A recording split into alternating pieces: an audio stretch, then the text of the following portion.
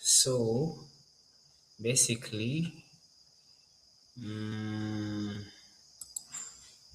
by the end of this class, we shall be able to use all justify content and align items correctly. We should be able to build responsive navigation bar with Flexbox.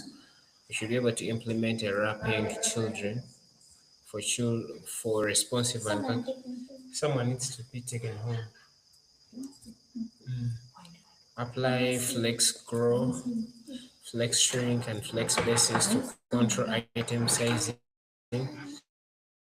and build the different cards with Flexbox. So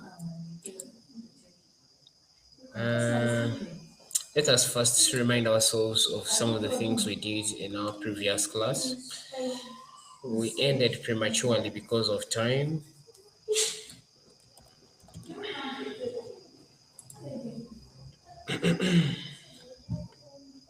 So the last time we were together, we are trying to look at different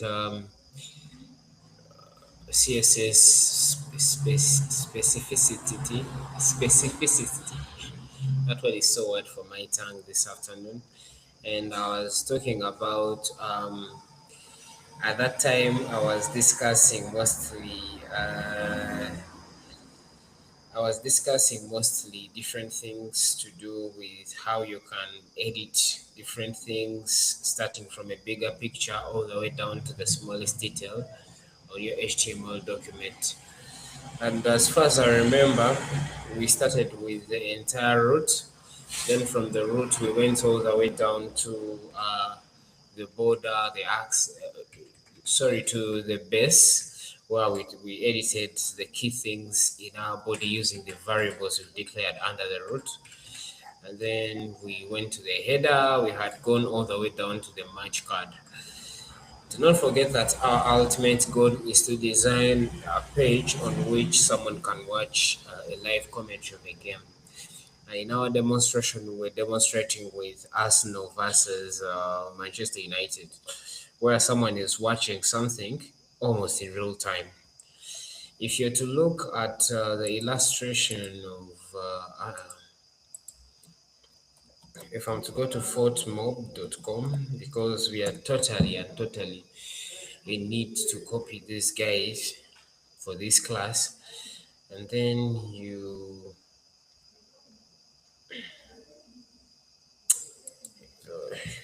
type in something like Arsenal versus Manchester United. Then we try out this game. You would see that in commentary we have this top bar that has the logo and then has some other links here and other buttons to their applications, etc. We have the crescent of Arsenal, the crescent of Manchester United, the two teams titles, which can take you to actually these individual teams, the score line, and then the time ticker, which is current at full time since we are past. And then there are these cards that keep on telling you what's happening as the match goes on. So we'd like to do something similar for this particular class. And ideally, where we had reached was this. We had finished the entire HTML where we added a div class for the header. Then where we're able to add our emoji as the crescent for Arsenal, the title of Arsenal, and declaring that it was a home team. We're able to add a scoreline div, which is from here to there, and then we were able to add the one for Manchester United, which was from here to there. And then we added the different cards for the commentary just to imitate something not so different from this. These different cards stretch depending on the content they are carrying. So those are the different things we are trying to come up with in HTML.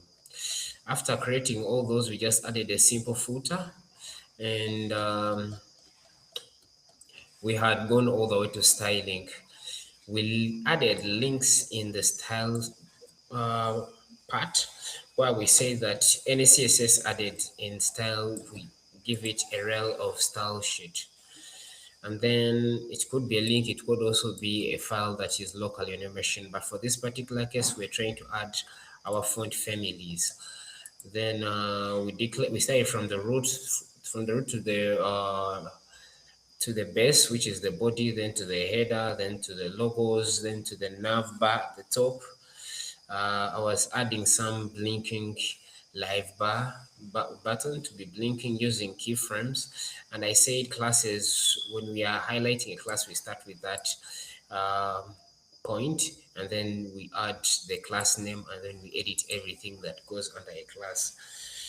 We're able to know that we can actually edit an element like header 2 to be whatever you want. There's something that we discussed about where we said, in case you see these double colons, you will tell me what it really means in our previous class. So by the time we got to this point, we just ran out of time. So let us continue with our styling so that we can complete this and then sort of call it a class. So from team badge, let us see what else we would see. So we are at this point, team badge. But under team badge, we saw something new, which was declaring two classes within for a singular part, whereby this singular part should follow the styling of this class and then MNU. So that means we have two double classes. Now this is very important. When you have double classes that you would like to style, let me scroll the way to here. So if you have two classes, you get to declare I'll get to declare the first one, which is team badge, and then I also declare the second one, which is us, and then I'll open my quotation marks, and within these quotation marks I would now give it the actual attributes. I would say that let the background be any color of your choice. So I told you I'm so obsessed with dark colors, so I would say 816. I've used that before. Nope. I don't want brown, so it should be 2B22. Yeah, that coffee brown works for Team Arsenal. Then I want the border to be 2 pixels. I often prefer that you use pixels for such measurements. And then not just 2 pixels, I want it to be, so that you can define the color scheme to be solid, then the color of your choice. So I'm going to use a color so close to the one we used earlier, which would be, let me add this, then edit a few things to make it 162B55. Perfect, which is a lighter color than that. I told you, if you feel like you're not so sure about the colors, you can always come and say hex code selector.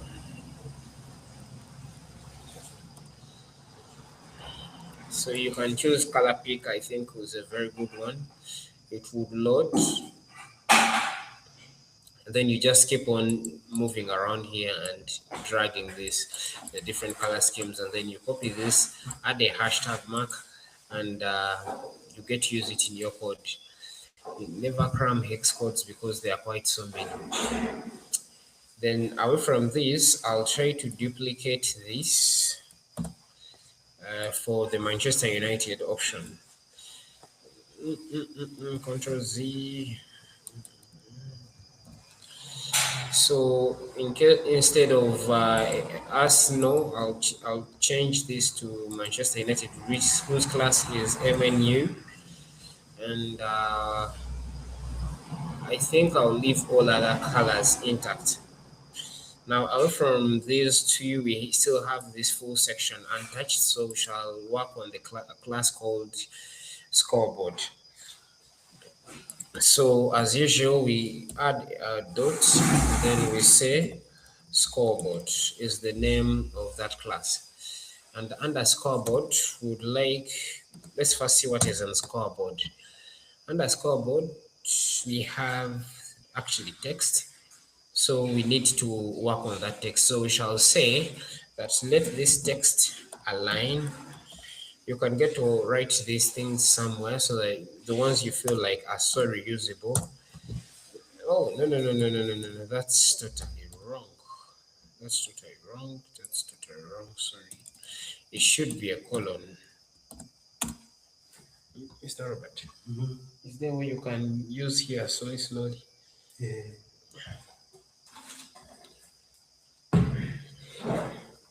So we let's align our text to the center since we learned that our score line should be in the center. And then the second thing that is very important for that is padding. We shall give it a padding of 16 pixels. Now, so we go back to we then go back to our code and see what else we have. Underscore line, we have score. We have a class called score. We have match meta. Let's just start with score. So we shall come here and add a new styling for score. So it's a class. We say dot score and underscore. Since it's text, we need to first declare its font. So we shall say font family, and most times at this point you have to go back to the fonts we imported from Google Fonts, and we shall go with font display, font D. So what did we say we do at this point? We declare a variable, and under that variable we just say double dash, and then we say font display, font D. Then we need the size of our text, so we go with font size. And under font size, I'm going to give the score a font of 54 pixels. That's okay. What else are we going to do? So we have the font family, we have the font size. We shall do some letter spacing. So we shall say letter spacing of something very small but not so tiny, of 6 pixels between each letter in the score line. And then there's something we call line height. Line height of 1 from the top. We've also seen that we still have to work on the match meta. It's also under scoreboard. So we shall say dot match meta. Is that how we called it? Yes, match dot meta. We open a curl bracket, and inside it, I want us to come up with a font size for the meta. So we shall say font size, sorry, let the font size be 11 pixels. And let us come up with a color. So these are some of the things that we had already declared. When it comes to color, universal is going to be a variable that refers to a color that we've already come up with. Now, since this match meta is something that doesn't need to be so shouty, that's why we came up with this color called muted. So we add a double dash and then we choose muted. I hope that's clear. Then we go to margin top, and from the top let's just give it only 4 pixels. Hopefully that brings out the picture very well. And then obviously again letter spacing, how much space should be between these letters? Since we came up with 6 pixels, let us use 1 pixel here, because this is tinier text compared to the 54 pixels that we used for the score. Now, away from match meta, what else do we have? We have match clock. which is an ID. So what did we say happens when you are going to add styling for um, for an ID? Sorry, we use a hash symbol where we say match clock. Sorry, but we said it's better to prefer mostly use of classes than IDs when it comes to CSS. IDs would make more sense when it comes to JavaScript. So we are going to give it a color of which is a variable match clock. Okay, this is the clock that, okay, if it winds down, then let's see some of the colors we have here. Accent, border, gold, 4D, green, muted, surface. Let's go back to the top. Not all.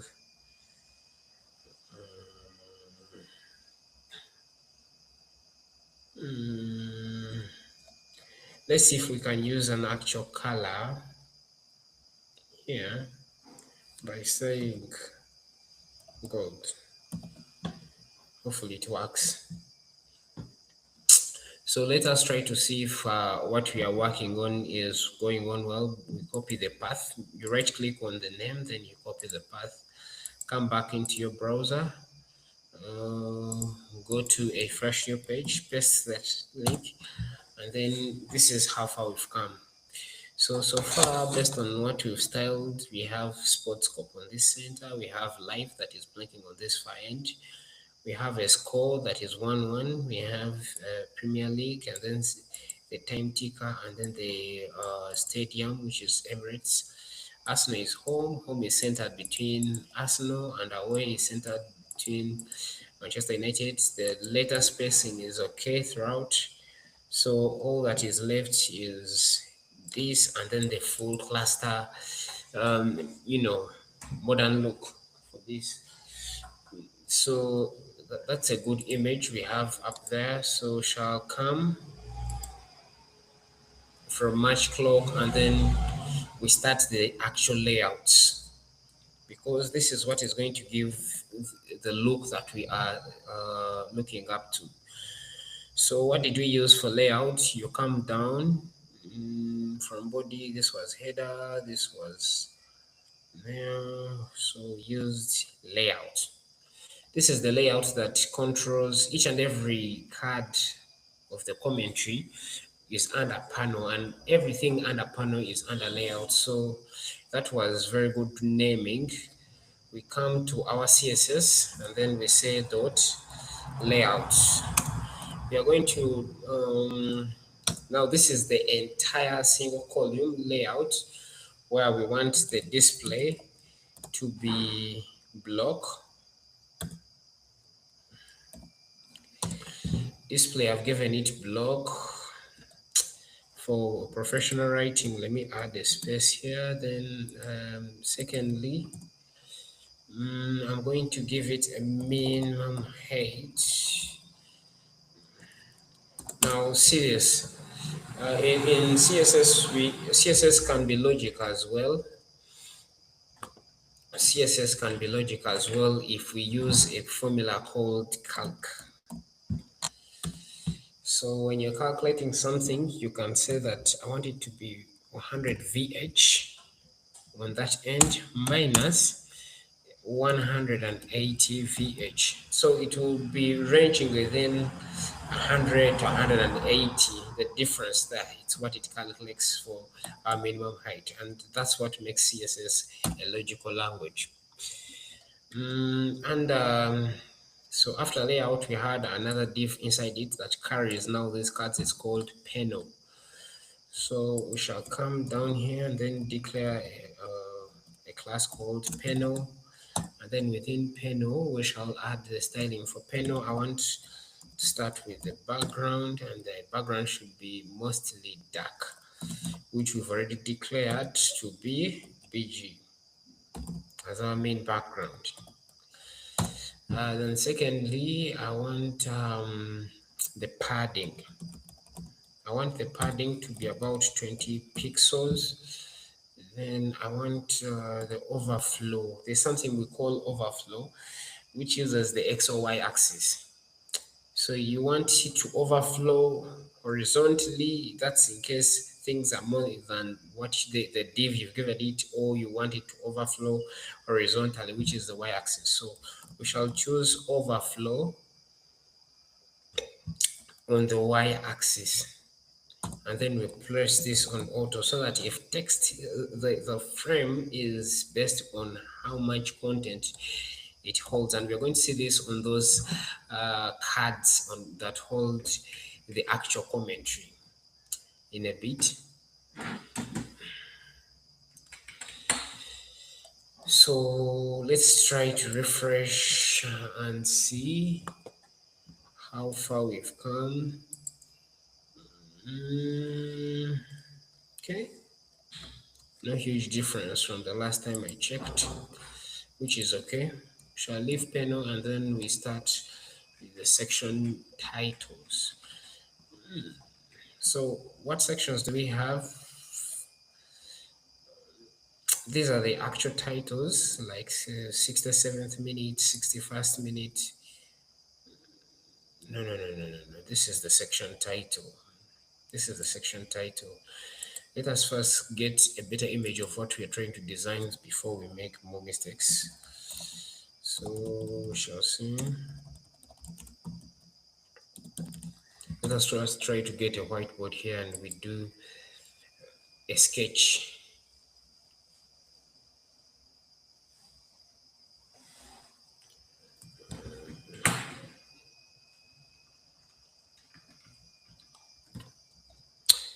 Okay.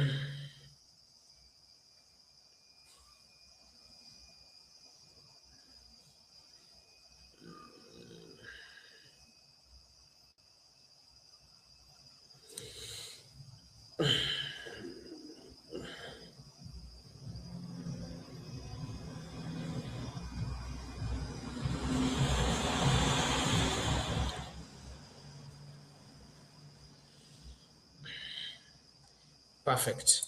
So we have our title here. We have the live abound here. Then so far this is not part of the layout we're editing. We have a crescent here, we have the team name here, we have that it's an our team written here, we have a score line here, and then the match meta, the stadium, the away team here, its name and whatever goes on here. And this is in its own section, which is the scoreboard. Now we have a title here that is saying, it's a section title that means live commentary. And under it, we shall have different cards that declare the live commentary. So we are on basic level done with these two, this and this.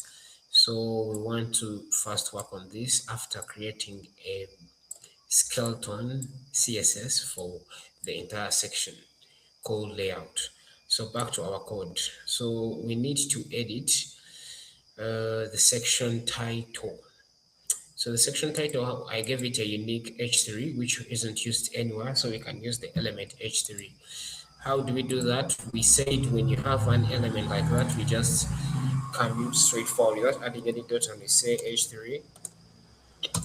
And under h3, let's start with the font family of the text that is going to be under font F3, and let's give it it's already a variable that we've declared, and it's font BB is bold, D, okay, font D. And then let's give it a size. So we shall say the size of the text here. We previously used 56. We can use something smaller like 16 pixels. Then from here, we shall give it a letter spacing. Letter spacing is very important to me, and I'm going to give it a letter spacing of something as small as 2 pixels. Then from there, we shall from letter spacing, we shall give it a color. Yep. What color can we give it from the variables? We must be having a color there. We can use muted. I see muted down there. Then we can now think of padding. Let's use margin. So we give it a margin to the bottom. We've been using margin to the top, so you can see things are starting to change. And then we give it a margin to the bottom of 14 pixels. So that's the F3. Away from the F3, since we need, now there's something that I had talked of, that you can create a class that overrides the element rule. Now, you see, let's first scroll down to here.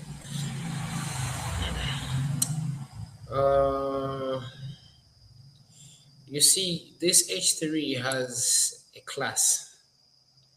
So we've given this class this styling, which is font family, font size, letter spacing, but there are some things that need to be really specific in a way that they tend to override, and this tends to make more sense if you are trying to, if you have more than H3s in your content, but there is a specific title in H3 that you would like to have a sort of different styling. So you get to give that specific one a title, like we gave this one section title. Then on top of the styling of that, we get to override it by saying the class name of that, which for us is section title. And then you add CSS to CSS. When the browser is trying to render this website, we'll consider these things that now, even though H3 needs to be rendered in font size 16, letter spacing 2 pixels, colors 1. So this specific H3 should follow these following rules.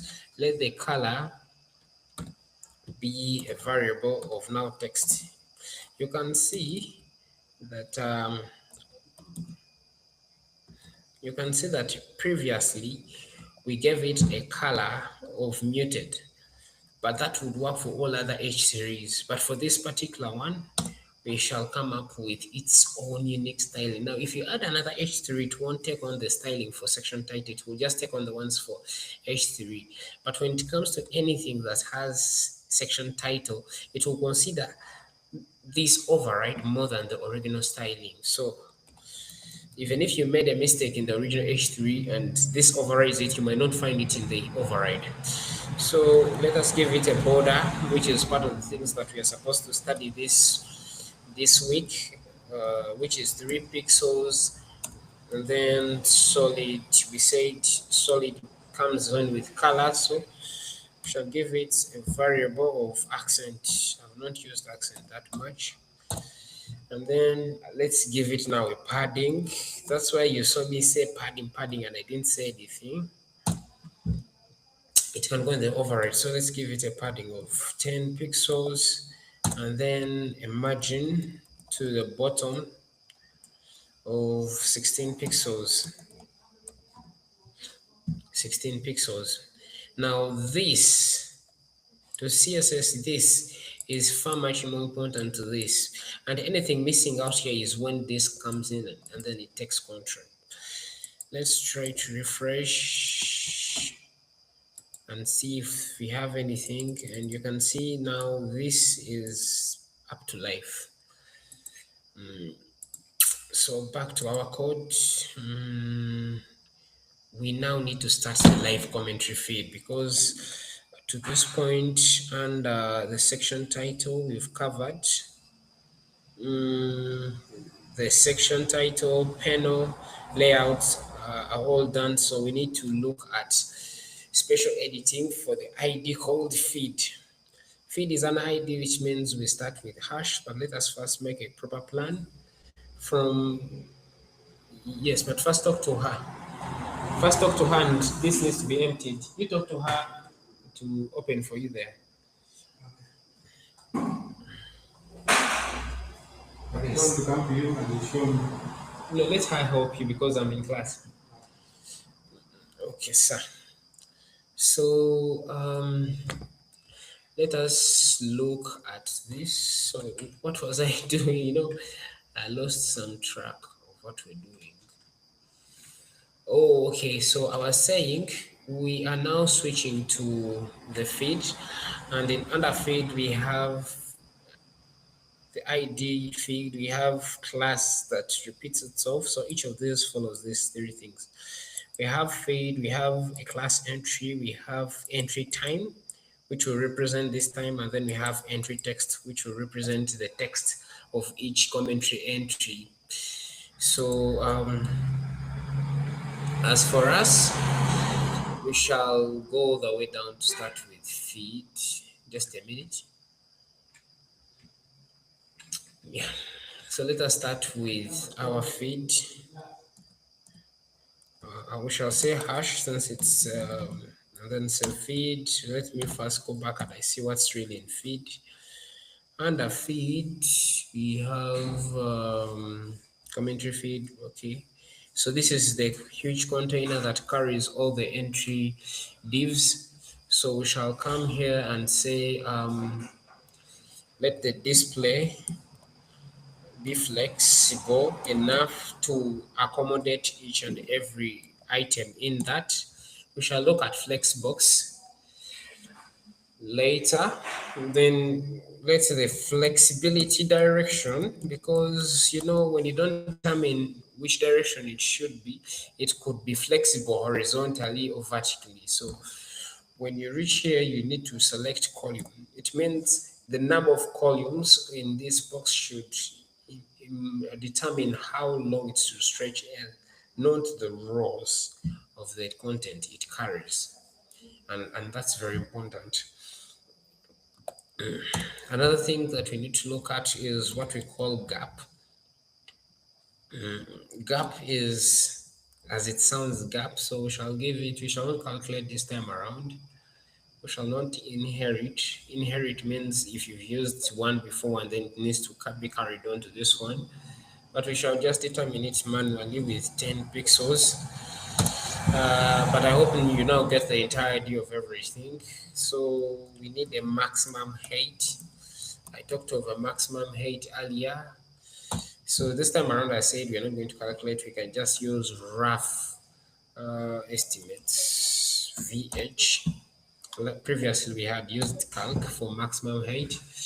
And then when items try to overflow, now since we've given it a flexible direction of the column, that means even the overflow should be under the vertical axis. So we shall say overflow under the y-axis be automatic.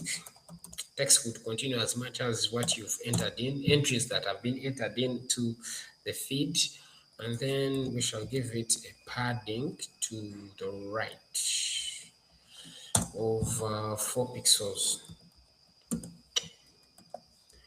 Now, away from the feed, we shall go to the entries that are within this feed. Let me first refresh and I see how far we've come. So this is under a huge container which has most of this. This padding to the right is proper. So 4 pixels here, we don't mind how long it goes the other side, but it gets to stretch downwards. Now we need, since this requires styling, we can customize this scroll bar. In CSS, we can customize scroll bars. Yeah, we can actually customize a scroll bar by saying under feed, since feed requires us to customize, we use this. What did I say that means? So we come up with something called WebKit. I want you to do a thorough research about WebKit because you're going to overly use it so much, especially when you're doing front-end development. So under WebKit, we have different WebKits here, but we need the one of scroll bar. Yeah. So we have that one of scroll bar, and under it, we want to give our scroll bar a width of 4 pixels. Let's give it a width of 4 pixels.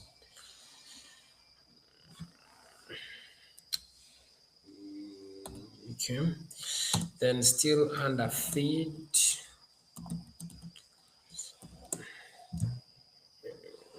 That's precision. So we're going to say WebKit again, and we're still under scroll bar. So we saw so many options under scroll bar.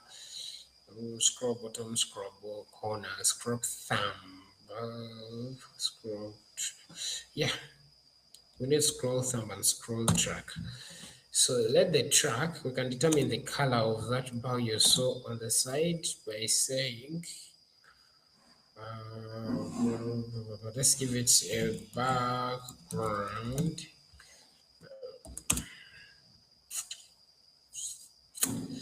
Let us be professional UI developers by following our. Okay, since surface represents each card, let it resemble the color of each card. So we shall give it a variable of surface which represents every card. Let it be that color. And then I'll come out here and then I terminate. Let's ensure that each line ended with a termination and we've not missed out on any termination. Otherwise, I see so many reds up here. They're mostly to do with this.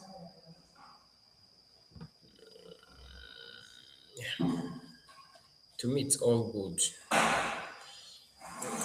Then we are still under feed and WebKit, so we shall say feed, double columns, WebKit, and under WebKit, I said other than, under scroll bar, we also need a thumb. So under thumb, we are going to still stick to the background and let the background be a variable for the border. So I'll say border.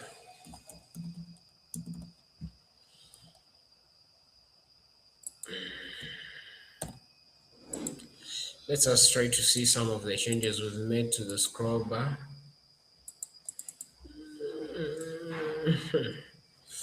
I don't know what I'm doing.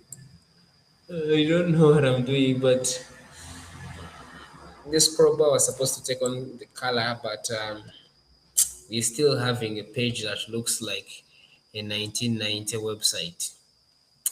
However, we proceed. So we move to each commentary. Which commentary has been registered under entry. So we shall say dot entry, which is the class, and then we start editing entry. The first edit is going to be our display. But am I loading the right website? Of all the CSS we've written to this line, I'm not seeing much of it. These colors, man.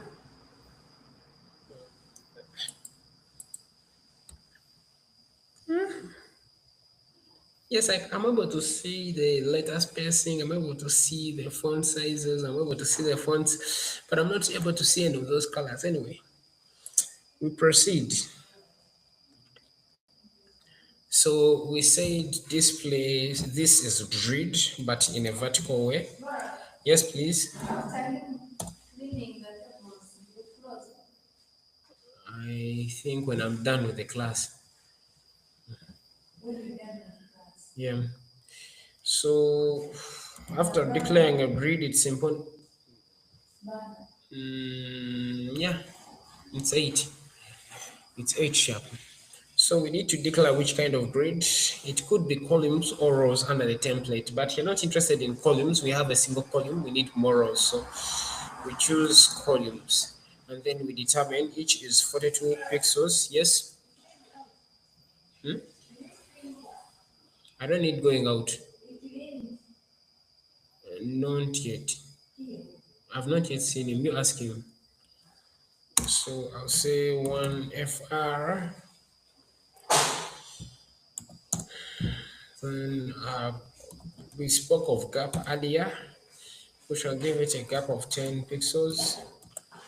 And then we shall talk of padding. We shall give it a padding of 10 pixels. Right, when you're done, please come here to 10 pixels. Then each card needs a background, which is our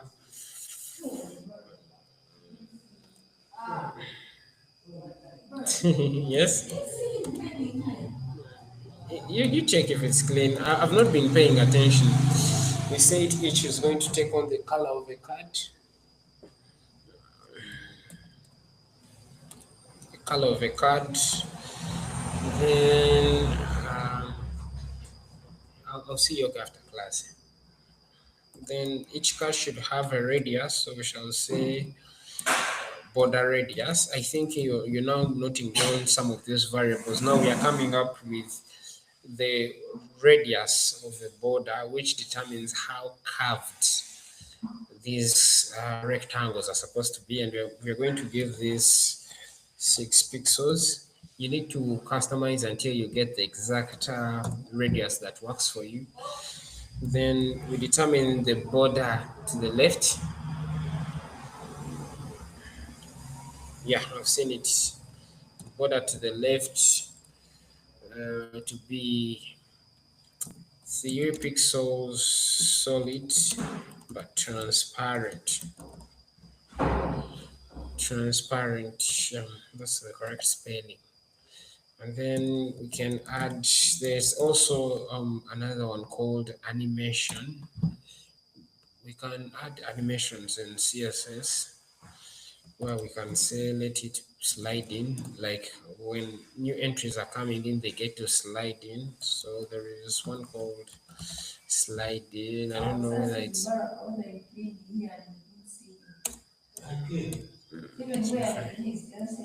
one second. It is.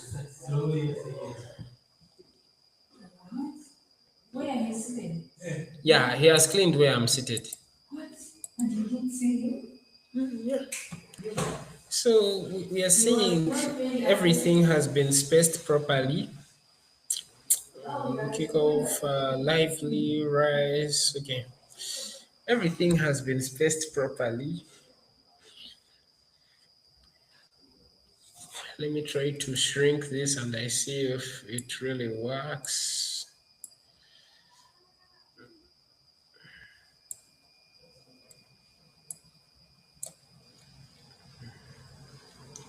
Perfect. So it slides in as someone scrolls. Yeah. And then this goes to the top and then covers the rest. So you need to move on from there, but I don't like this. Now let's first finish and then we see how we can furthermore customize these things. CSS is all about artistry. So let us first work more with this sliding thing because I've just declared this unused class. So I'll say we said everything to do with that is keyframes. And what is the identifier? The identifier is what you've come up with. It's sliding. And what do we get to do under this one? I want to say that it should start from just the same way we did previously. Let me give it an opacity of 0 earlier. Just just the same way we did previously. Then let me translate. Now I've introduced you to something new. Translate along the y-axis to, I don't know whether I have this, to -8 pixels. Let me see, pixels.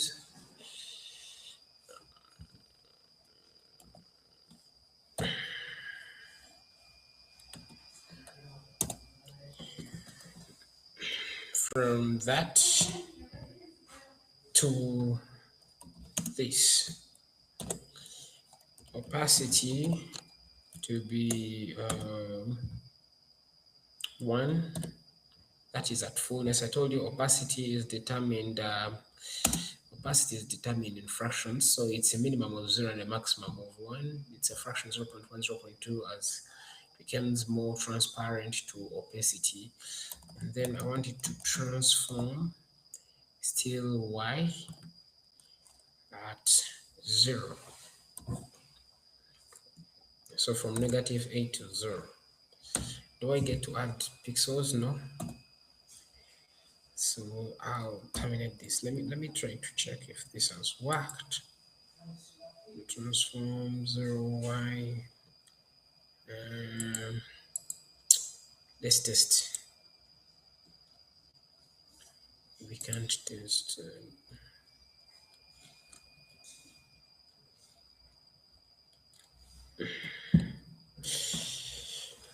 But you can see there's somewhere we're going. You see, uh, this is locked between live commentary and our footer.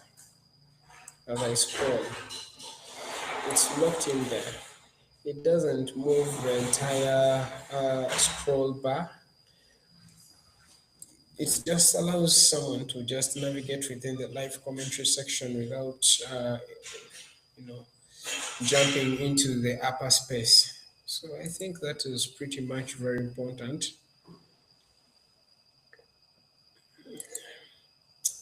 Then we can move into something else because I cannot get to know the full potential of that until I've seen what's next. So from difference, I want us to talk about something called modifier classes where its specificity could be 0020 since they are two classes intertwined. Now, if you look, let's see when we get to use modifier classes. You see, when you look at these classes that we came up into, we had entry text.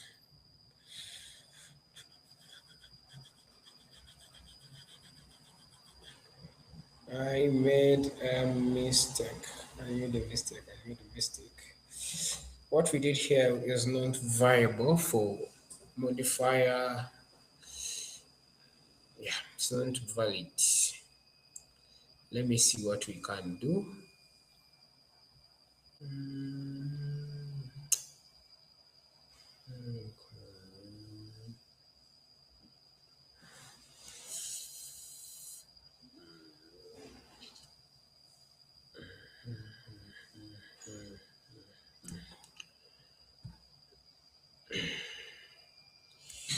Yeah, it would work. It would work.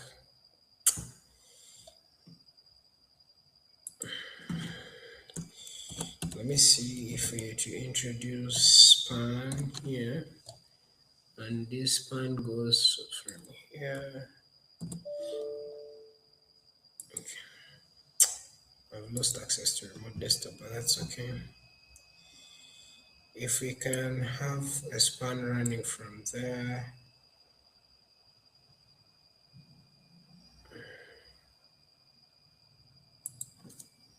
to here, and then the name Saka to be strong. I hope you know what strong means in HTML.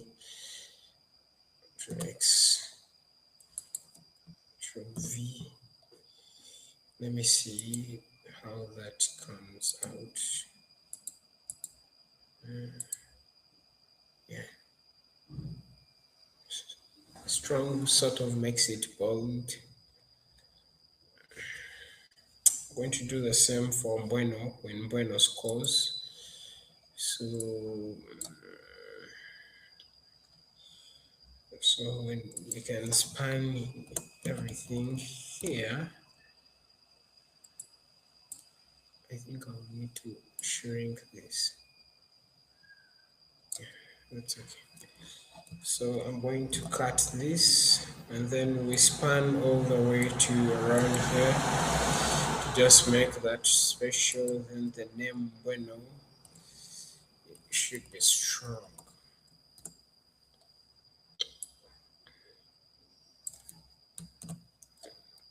The name Bueno should be kind of strong. That's okay. So under modifier classes, if you have your classes that are already defined, like you see entry time, entry text, but you'd like some things to be unique.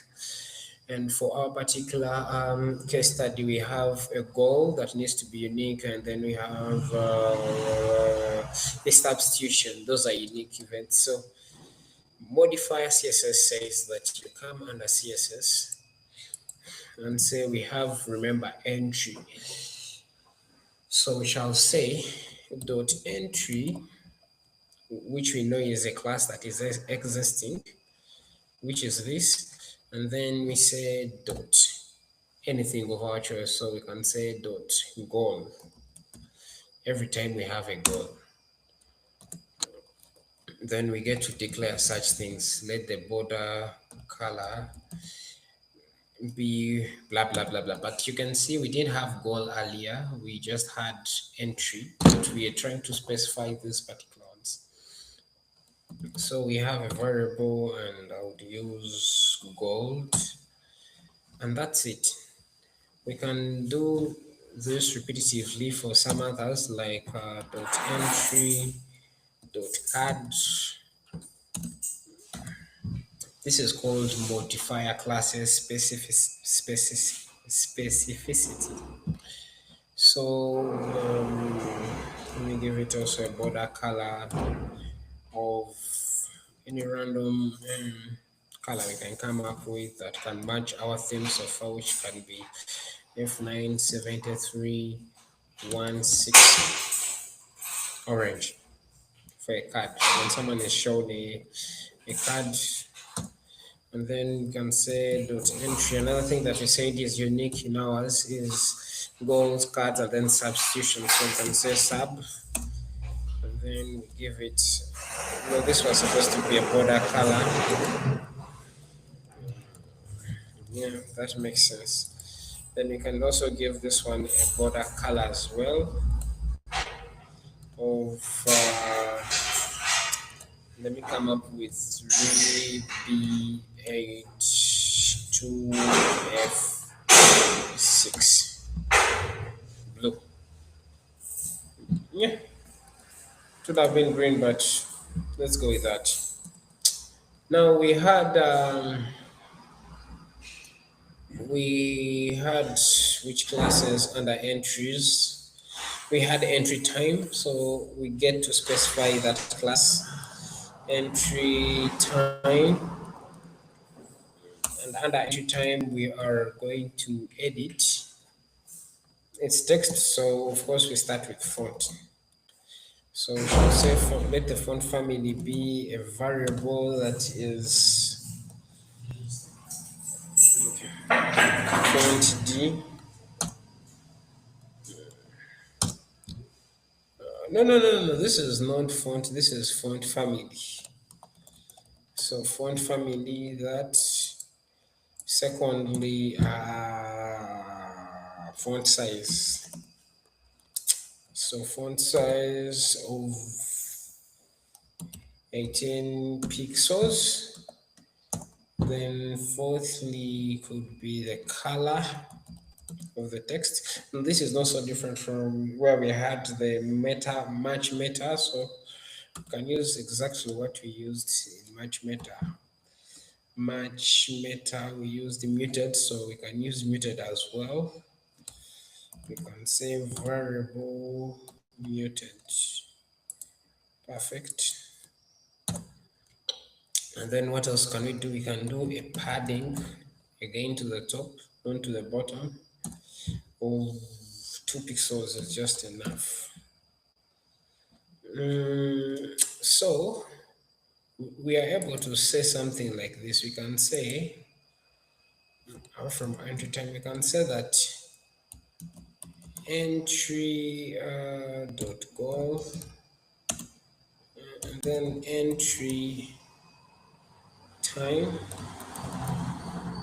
and share the following things.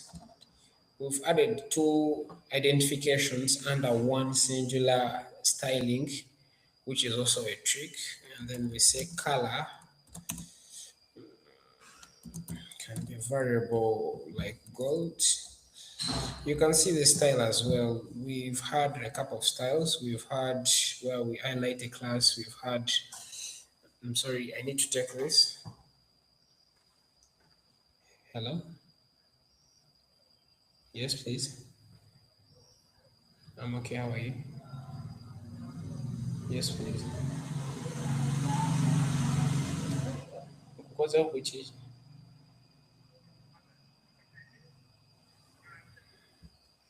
Online payments are working very well.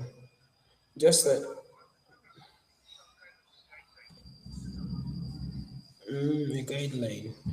So for that guideline, I think all that is needed is to use a tool called articles. W- Mbadengamba, within the system, there is an option to write an article where you get to define something, then you share it with the residents.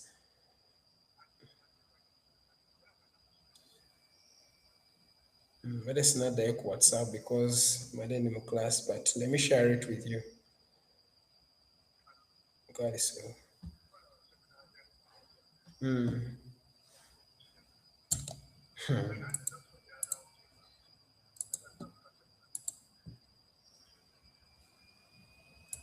Okay, please. Let me finish this class, then I'm going to share it with you.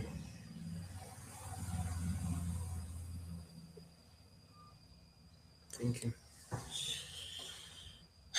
I was saying you're able to add different identifications under a single styling, and then you get to do your full stylings within it. This is called a two-class chain. Yeah, I think that's how they call it. Because when you chain two things together, then you give them a single editing one, it helps you to easily have your UI uniformity, and it also helps you to do lots of styling with fewer lines of code, so you can do the chaining. It's accepted. We can redo this entry dash text, which was a class, I think. Yeah, for the text.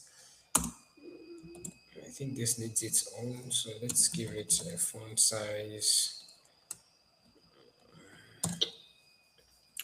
of 13 pixels. Let me see if I might be here talking quite alone.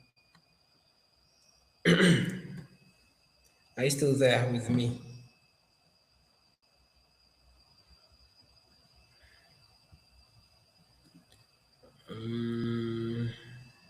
Okay. Let's give it a class, a font size of 13 pixels, and let's give it a line height. Let's give it a line height like we did earlier of about 1.5. Let's not specify the units. That's how we do for line height. And then another thing that is under entries is what we call, what else is there?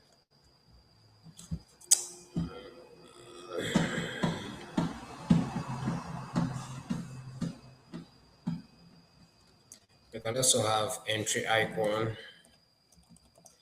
So under entry icon, we can edit it to have a font size of 16 pixels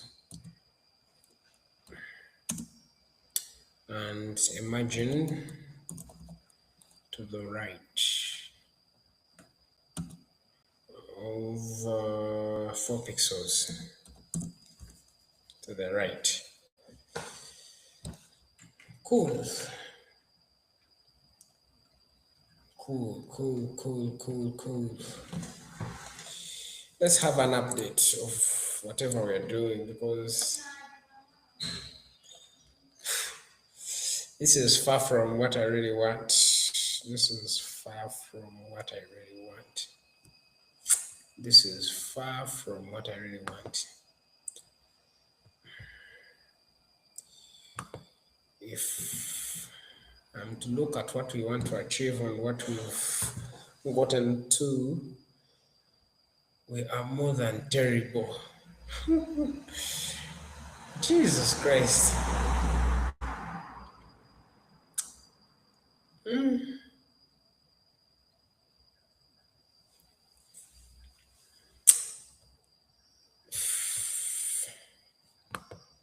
So something is wrong.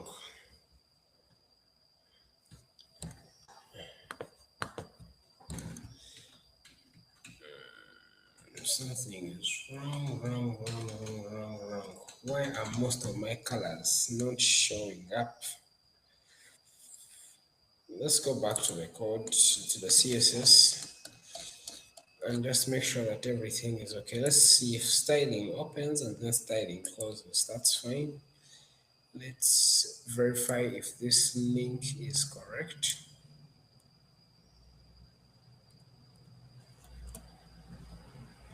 by Googling it. But that's just a fonts link.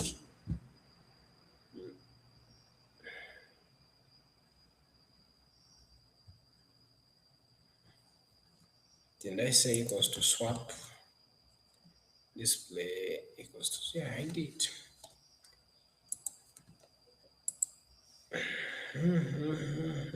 Okay, but that's just fonts. That's just Google Fonts. Root, body, header, logo.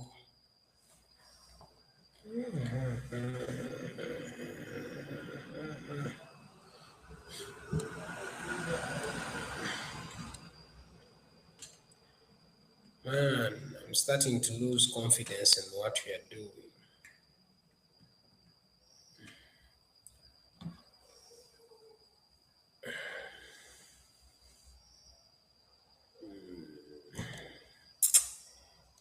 So let me try to come up with some few things here to see if I can tweak around and make a good about turn. With this, I'm going to span this icon, for example, and I say let this class be entry icon.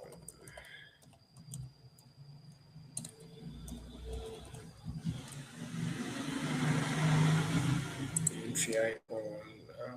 What else did we have here? Goal.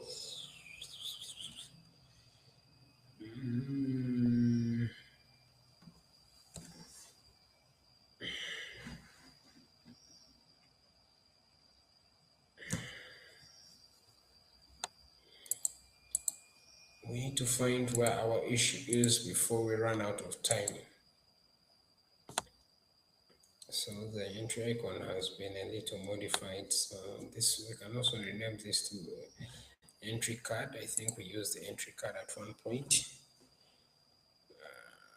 Yeah. That means we need more things to do with, man, we're going to do span, and then let's highlight this. I'll say Control X, paste here, declare our class to be entry card. Then there's where we had a substitution. Let me get a substitution emoji. We had emoji keyboard.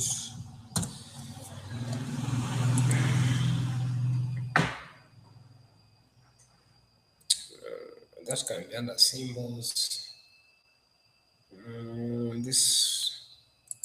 This works for substitution. Copy it. I come here, paste. Then I say, let me span,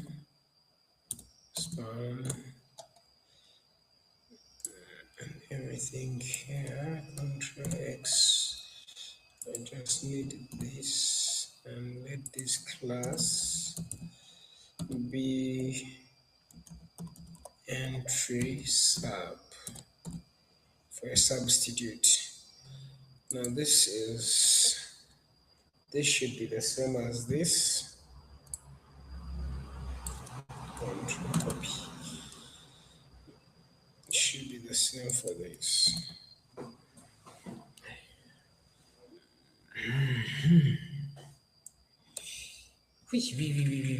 Trust me, I am fuming. I don't know what's wrong.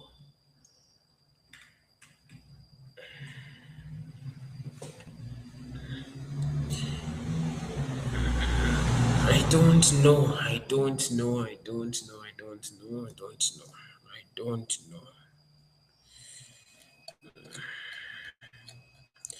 Maybe instead of using this, I can use beta emojis here. Let me see what I can come up with. Yeah, this would work. So Arsenal is red, whereas Manchester United is actually also red, but let's use orange. So, okay, let's use red, the official color for Manchester United.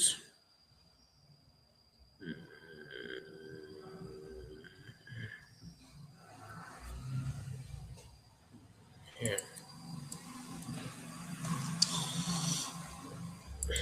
Let me see if we are catching up. Nothing has been caught up so far.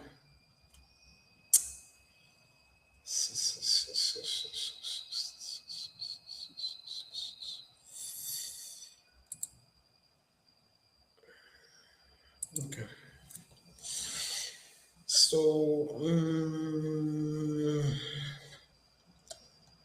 this, then this.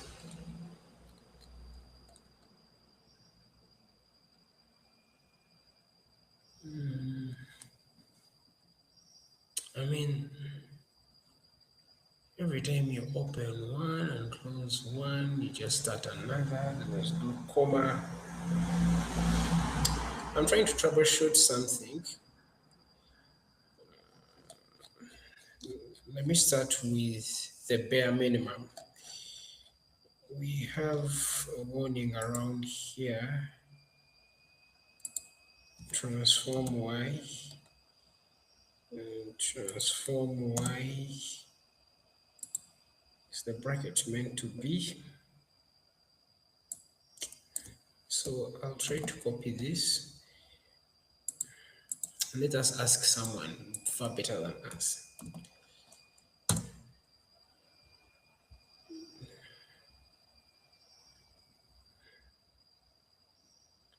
Okay, there's a syntax errors now code. The provided keyframe rule has syntax errors in translate y and transform functions are used. You must specify CSS properties allowed by their values. So we needed to use transforms and a colon, and what we had to do, what did we do? We needed to, Jesus Christ, so it's supposed to be transform that, transform, translate y. That actually solves the error. And the issue here came from using the same line, so I need to be more organized so that I can track this. Yeah, it's supposed to be I2.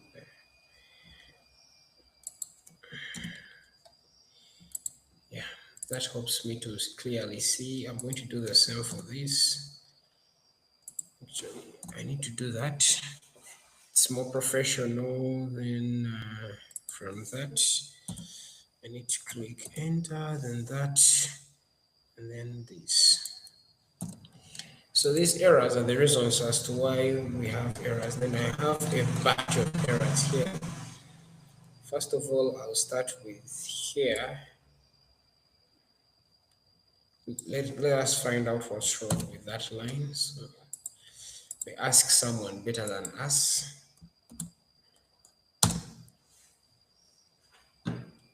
And there is pretty much no error there.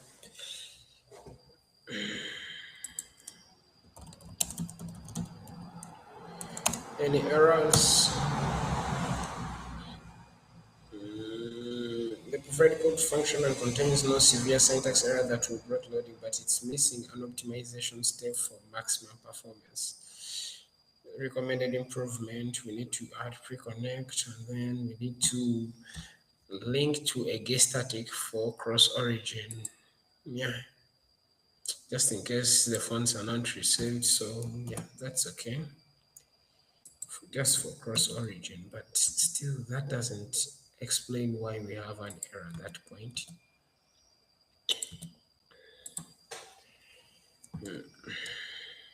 Then let us first try out why we have errors here.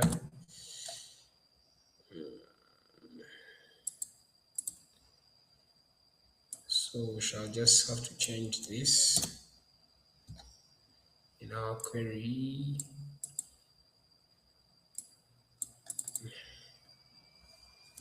Ctrl V.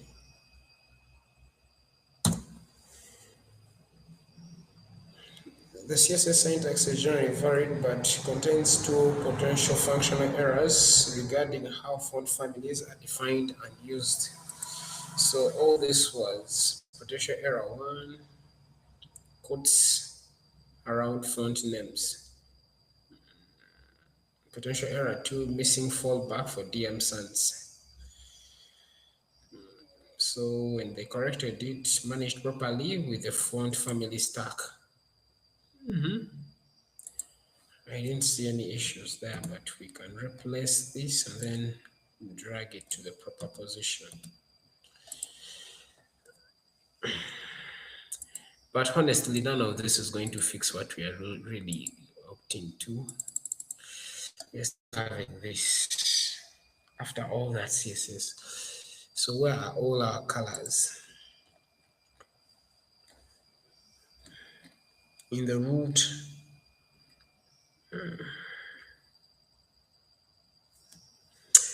so let's hover there. Expected CSS call.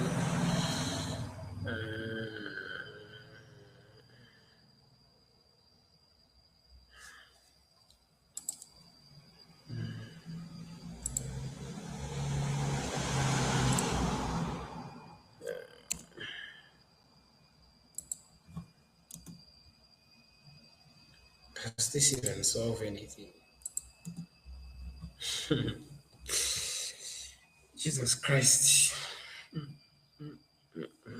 Control Z, Z, Z.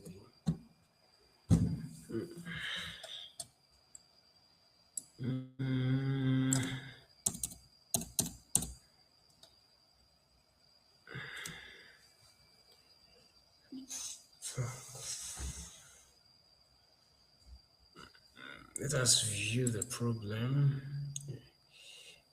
CSS expected, CSS curly expected. It expects us to use curly brackets.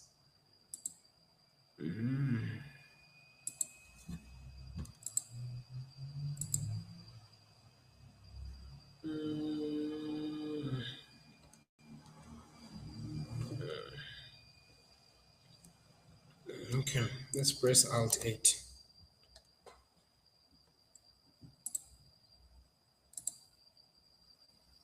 Okay.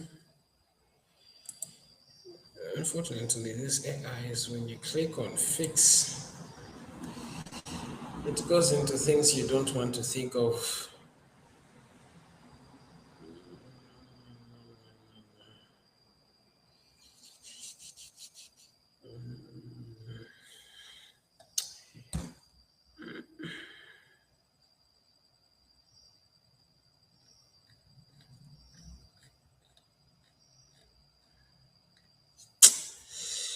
You know, it's really disappointing after doing all the CSS and you cannot see what we've done. And I promise you, we're not going to stop until we see the actual output of what we really want. So we shall die trying. Fixing it, the fix button has failed. So, but all these other colors we've defined, color this, color that. Like seriously. It's not even about permissions.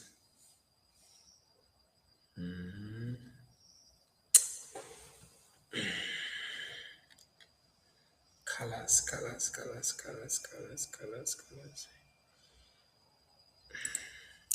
Let me first try it. Run HTML online. Free. I need to run this HTML somewhere else, not in my live editor. I'm not trusting this anymore. So let's let's copy this, and then let's come to here, and then let's control V, and let us run.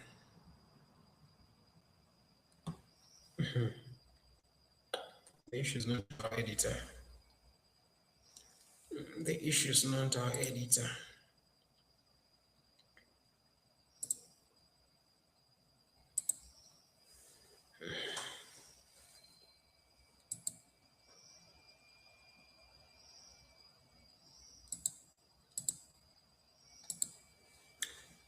Goodness, the issue is not our editor. We need to accept that it's just as plain as you can see.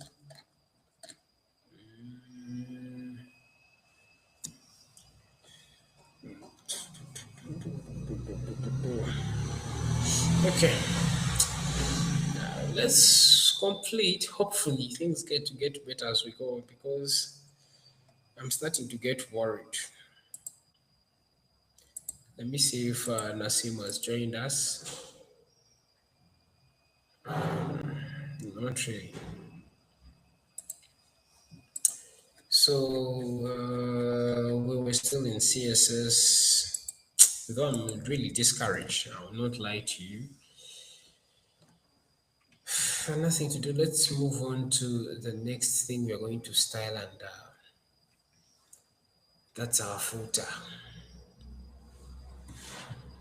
So we shall call the element called footer itself, and then we shall align the text to the center,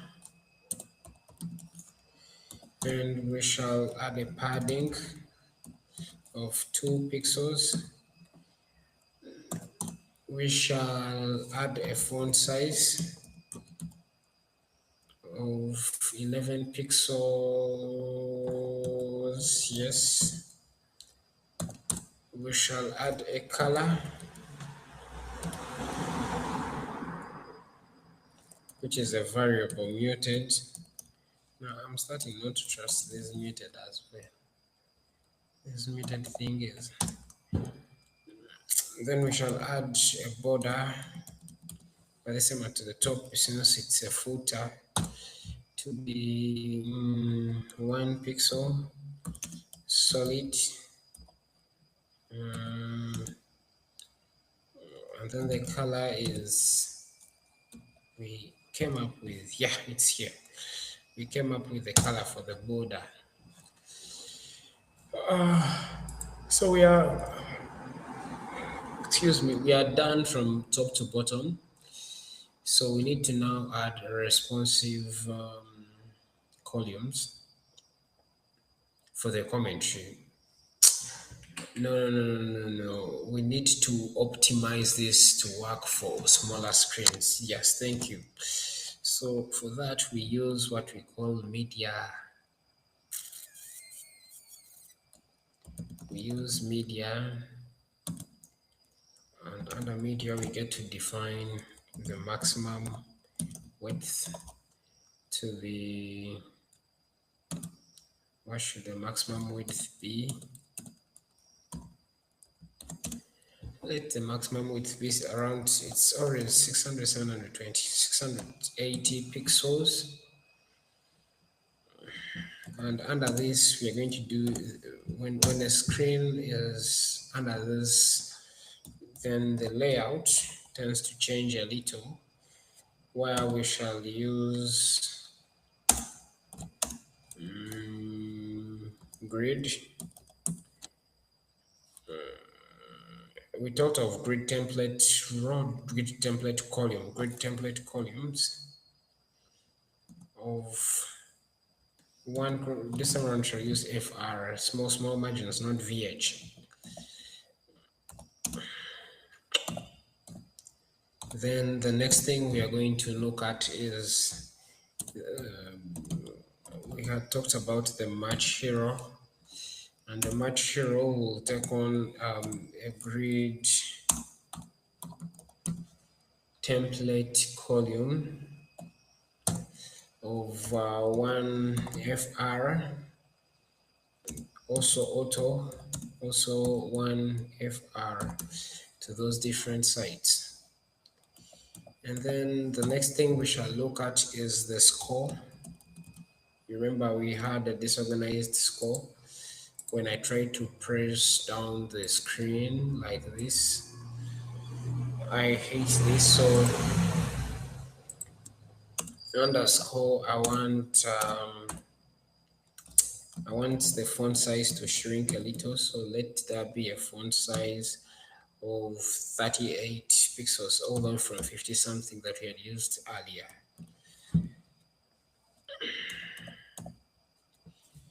So that's it for the styling and CSS. It's unfortunate that I'm not seeing any of the things that I've edited. And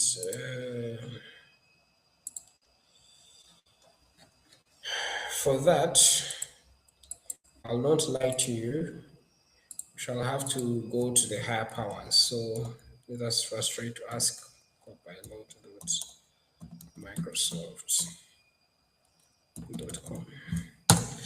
Let us try to ask the higher powers called AI. So I will get this. Then let's ask it a question. Hi, why doesn't my... Okay, I'm not a robot, guys. I'm not. Why would a robot need these CSS classes anyway?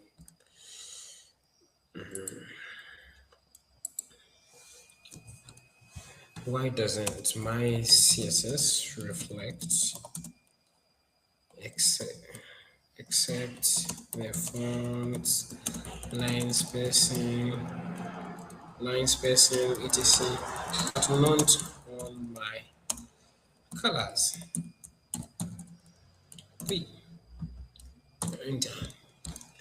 Let's see what AI has to say. You have a few issues with CSS programs in your code. The font link tags inside style. Oh, gruesome. That's gruesome. That's gruesome. So link is within the head section. My bad. And this could actually fix everything. Trust me. Let us try to see what is the output at this point. If we refresh. Woo! So every image I had in my head about the CSS that I wanted is right here in front of us. It all started by us linking to something within the style section. So this had to be outside the style section so that we can carry the actual fonts and everything moves on to normal. But when it was rendering, say in styles, and could just keep most of these colors and everything that we had called upon from Google Fonts. But when we've called upon it, that's good. And even on a smaller screen, this font tends to shrink, and then you can scroll along this. Man, thanks very much to this invalid property header. No, I'm not interested in everything else it's saying. But yeah, so that's why when you're coding, you really need a partner who is artificial intelligence to guide you. So this is how far we've come with SportsCop. We have Manchester United and Arsenal, they're playing. We've looked at almost numerous types of stylings and the different variables, reserve variables that we use in CSS. For example, we've looked at media just about now. We've looked at text aligning, we've looked at padding, we've looked at font sizes, we've looked at colors, we've looked at variables, we've looked at border top, we've looked at two class chains in CSS. We've looked at keyframes. We've looked at cap. We've looked at grid template columns. I've discussed grid template rows. We've looked at display where we put it to grid. We've looked at flex direction. We've looked at overflow to the y-axis. We've looked at background, blah blah blah blah blah blah. I think we've looked at so much. So just to now define some of the different things that we need to be looking at, I will switch. So I will switch directly to how to add a little life to this, though it's not part of the things that we're supposed to study today. But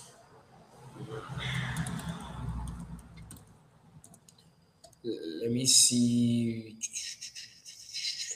So use all the 6 justify content and align items. We've used those. Build a responsive navigation bar. We've done the scroll bar using Flexbox. Implement wrapping flex children, blah blah. Apply flex rows. We've looked at grid rows though. And then build sports scope.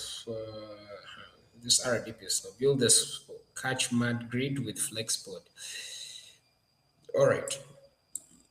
Most of that we've looked at. Maybe one thing that I'm going to introduce to you for now is JavaScript.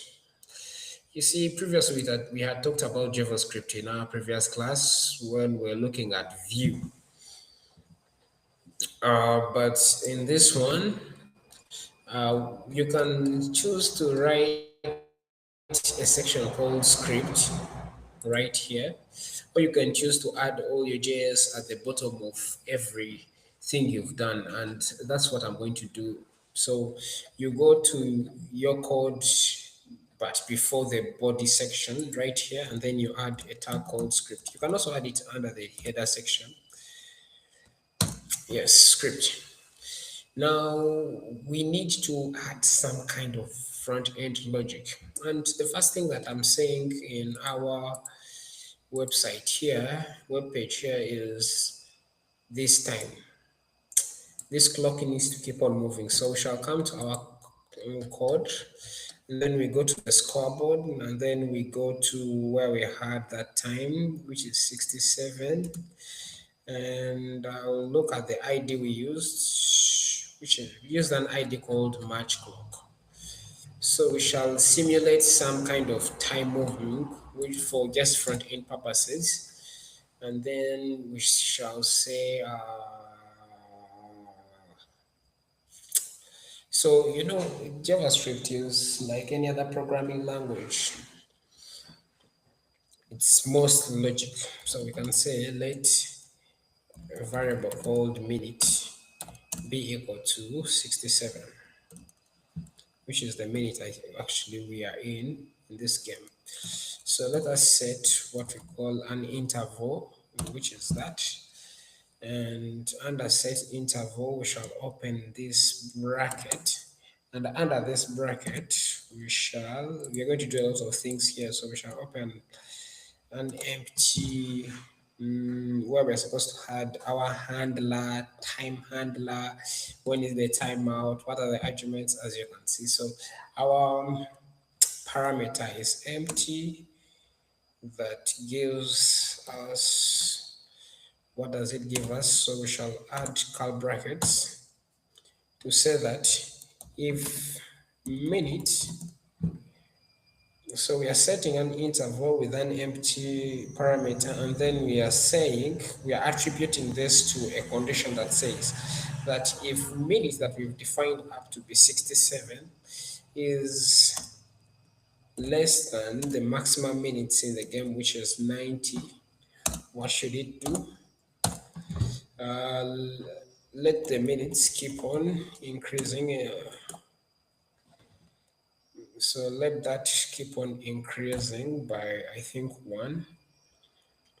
And then we get to attach this to the HTML documents. So we need to get the element by ID, which was, I think, match clock, which we've just seen earlier. And then we shall say document dot get element by ID, element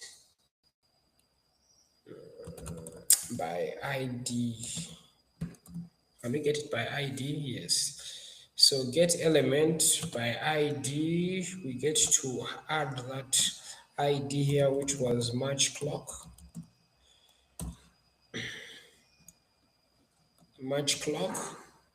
And then we append this to the text content.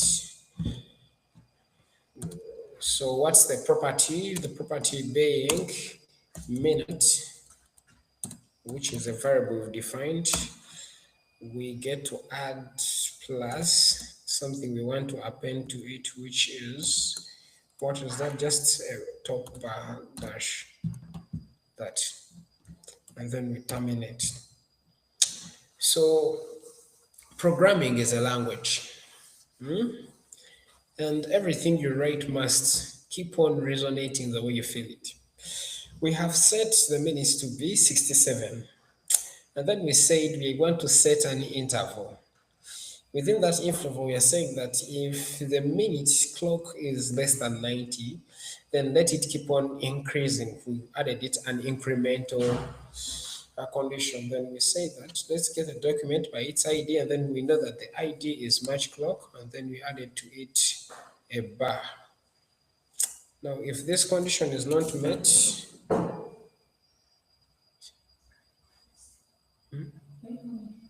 yeah, about 20. Are you done? Not besides exam. I can't wait for food. Guys, I have food, so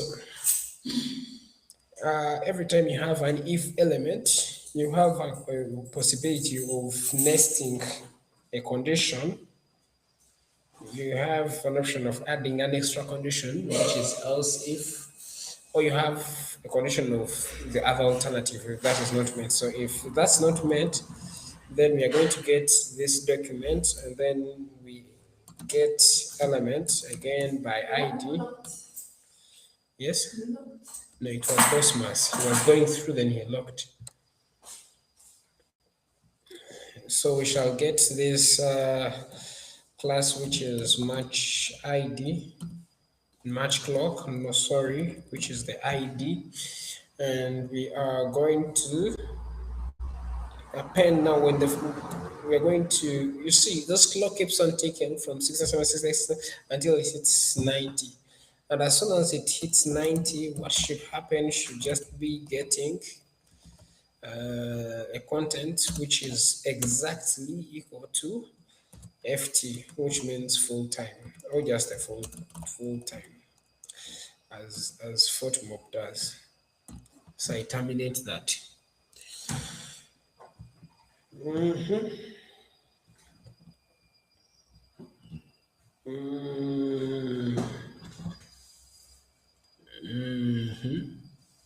We're still continuing with set interval.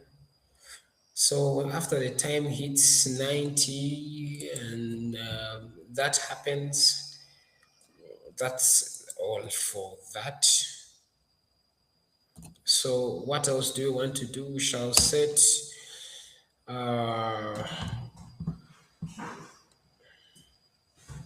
let us set this clock to move on the same pace as actual seconds. So we shall set it to 6,000, and then that closes that. Set interval shouldn't go beyond this. So we have set it to the real seconds moving, which is moving and moving. You know, at an illustrative pace, you should see things moving on in this game. So that is the 6,000, 6 real seconds for real match illustrations. So these are 6 seconds. I just want to, these are 6 seconds that we are illustrating there. You can notice that the way we comment has changed from the star, the slash, star, hash, the star slash that we're using in CSS to the way we were commenting in HTML now is a little different from the way we comment in logical languages like JavaScript. Another thing that we'd like to do is from the moment we were there, I want us to illustrate a live commentary that keeps on adding more entries into our code. So what I'm really looking for, let me first try to see how far we've come. Refresh.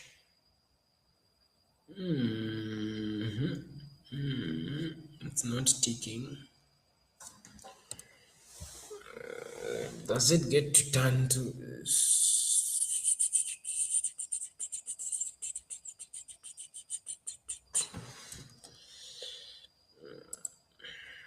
let me see.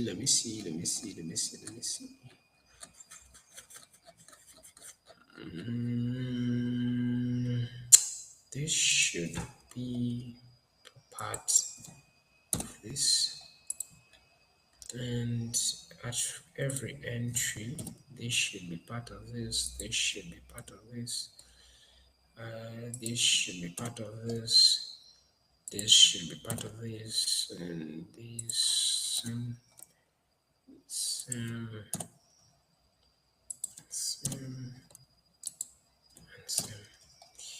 So let's see if it has turned 68. Does it?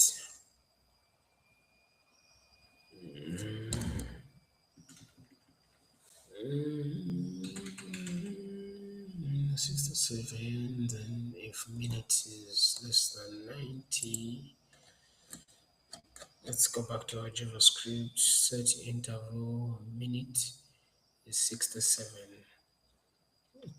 So when you set an interval, that gives us if minute is less than 90, okay, this was an error, so this is where this was supposed to close from here. Yeah, so we set an interval if this is less than 90 and open from there. Yeah, this time around it should work really. Let us see. So that is the 67th minute, 68th minute. It should now turn to the 69th minute. Yeah, every 6 seconds, 1, 2, 3, 4, 5, 6, it goes to 70th minute. Perfect. So I hope you've understood this. We set a minute clock to 67, then we said that let us set an interval, and this interval is this.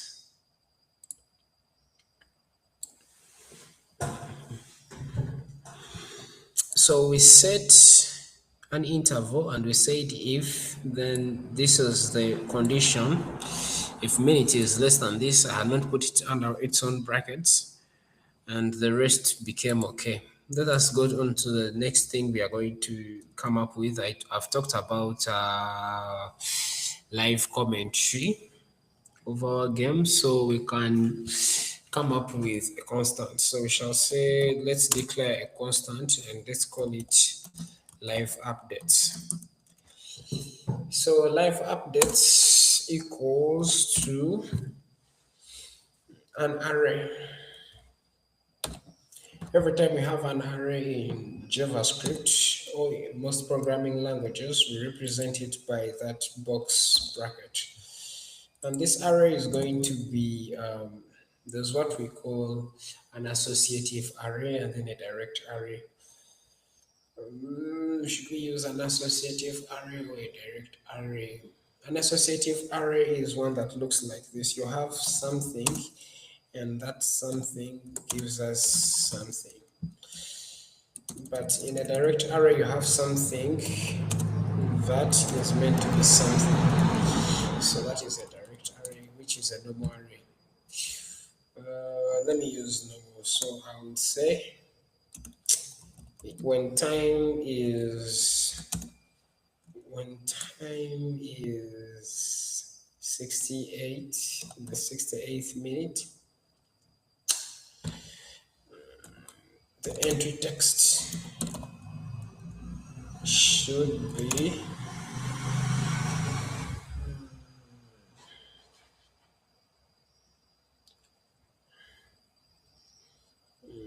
okay. Let's say Trossard drives forward towards defense. Casemiro blocks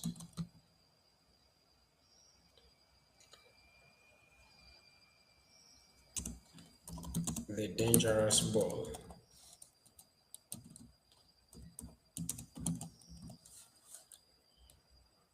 Perfect.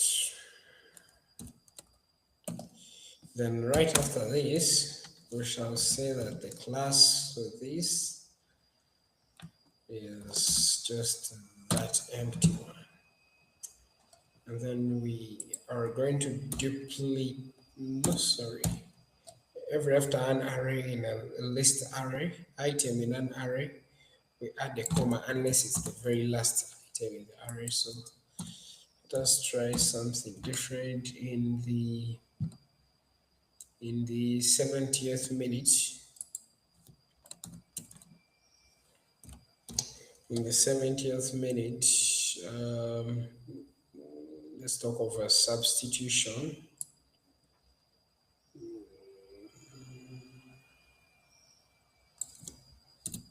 So in the 70th minute, we have a substitution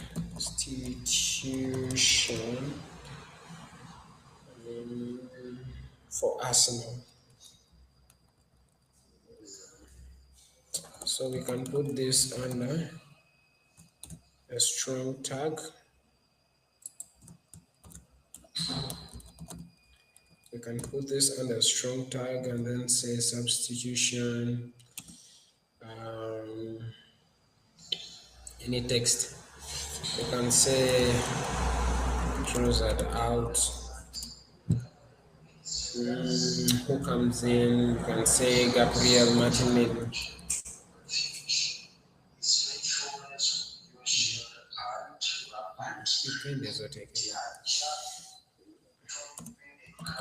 Gabriel Martinelli. I think it's a single L. No, it says double L and an I.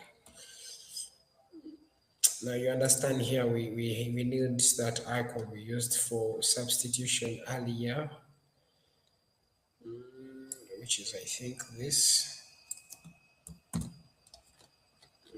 So we get to use that here.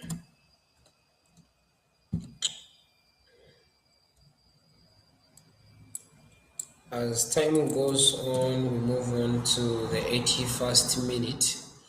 Manchester United does something terrible, so we shall shall copy this.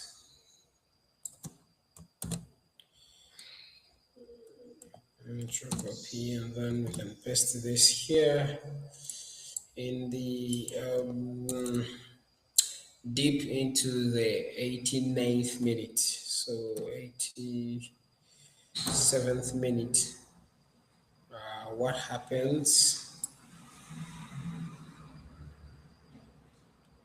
We can say I'm supposed to do it all the way to here. So we can say so close. I'm just coming up with content. Manchester United are so close to an icebreaker. A long range free kick from the left flank, stopped by Raya. Sometimes they say, what a save, blah, blah, blah, blah, blah, but, you know. Then in the next one, I think this is where Martinelli scores. Let's give Martinelli a chance to score. So we are going to say um, in the 89th minute.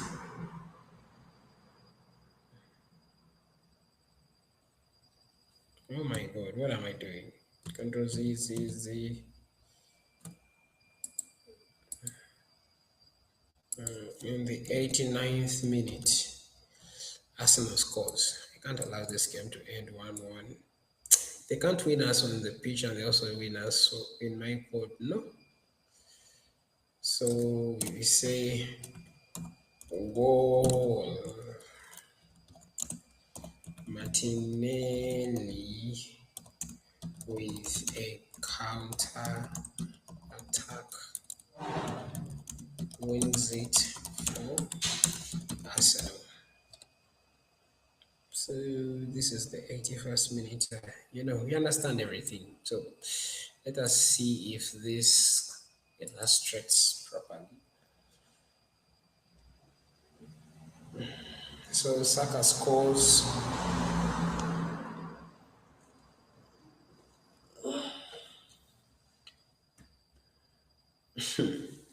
It won't work. I even don't know what I was thinking. It won't work. Why? Because we've declared all these constants. That's okay. But we've not declared what happens next after those declarations. What hell is going on?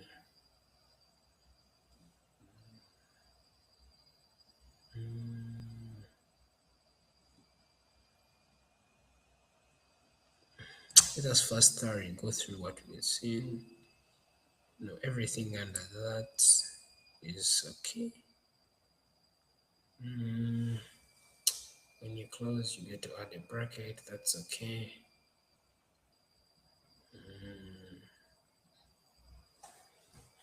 Yeah. Yeah. It's all okay. So we shall say let's then a new variable which you can call update id x be equal to 0. So we shall create a new constant which we shall call feed e1 to be equal to the document. Then we get document by we get element, not document. We get element by id, which we are going to call, which has been called already feed.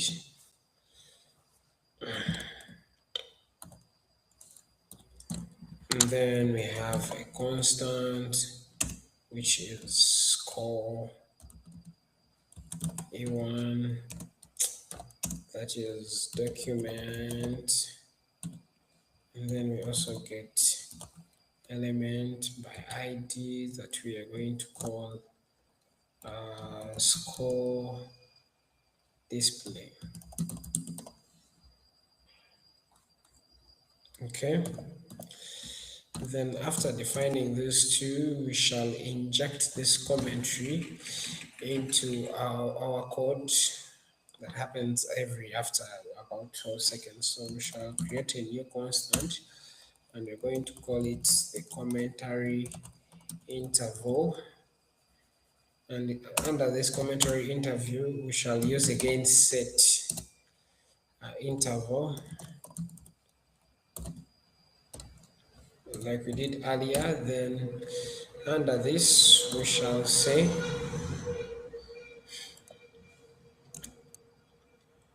this tends to this should tend to what?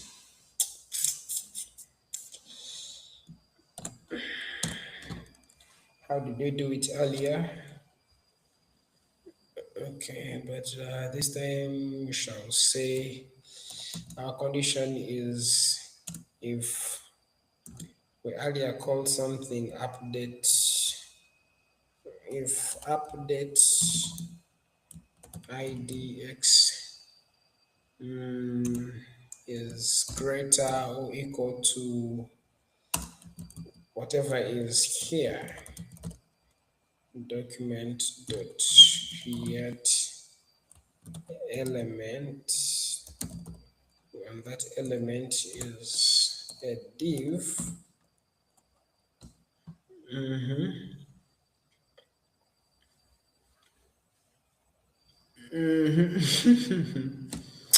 What am I doing? If it's greater or equal to, I don't know what I'm doing. If update ix, which was previously 0, is greater or equal to what we had added as time in live updates. Live updates, then we look at the length in there. I think this makes more sense. Then what should you do? You should clear the interval with the commentary interval. Then after doing that, you return.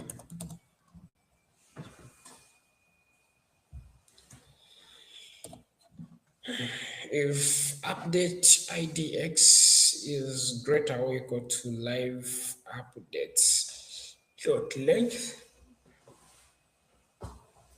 you should clear the interval with the commentary interval, then you return. After doing that, you come up with a constant you are calling u, which equals to live updates we had earlier.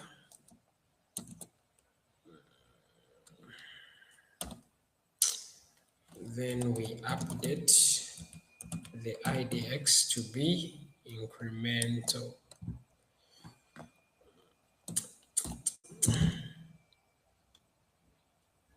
So what we are doing is we've created, let's start from the top.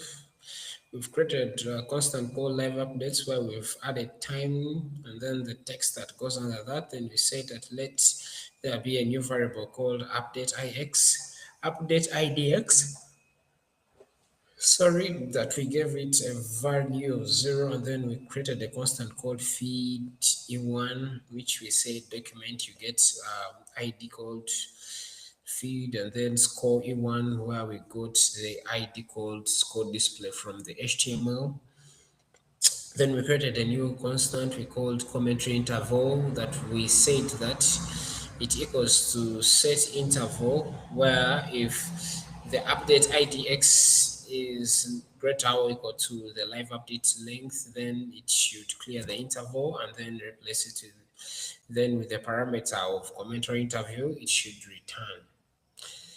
Then we created a constant u, which equals to live updates and should be incremental in nature. Then I think the next thing is to build a new entry element.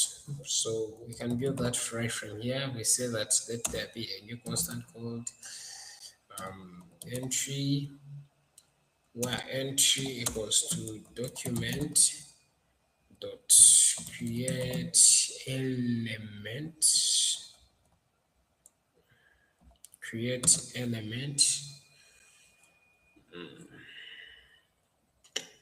which is a div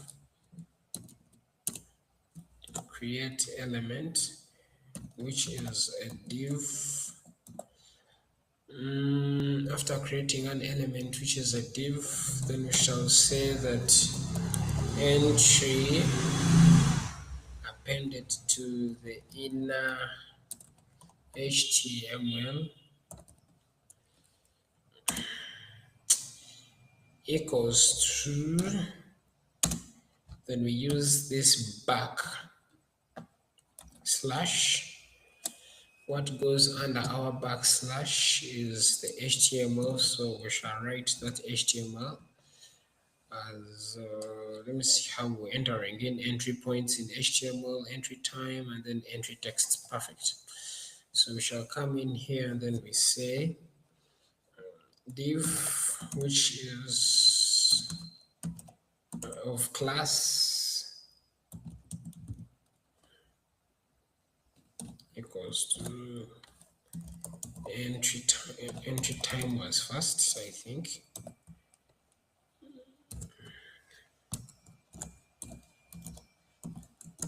And in between here, now what should change here is the variable called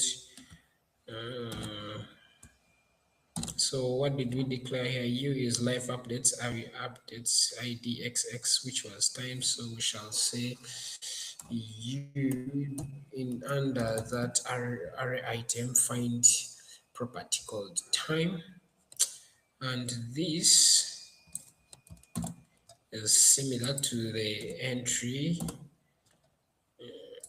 text, where this time around we called it text here. So u.txt.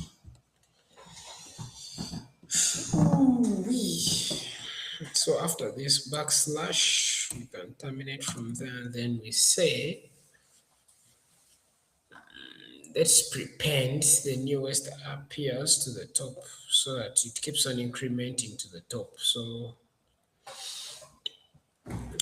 we are prepending new entries to the top. Let us do that by saying, am I doing the right thing? We shall say feed E1. I think let's use L instead of 1.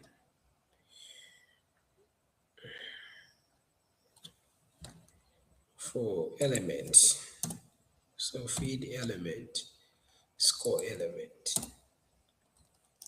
E1 element 1, they will not have any element 2. So feed element should be prepended, not appended to insert. It's called insert before. It's here. Insert before, where we have entry, and then we have feed element itself appended to first child.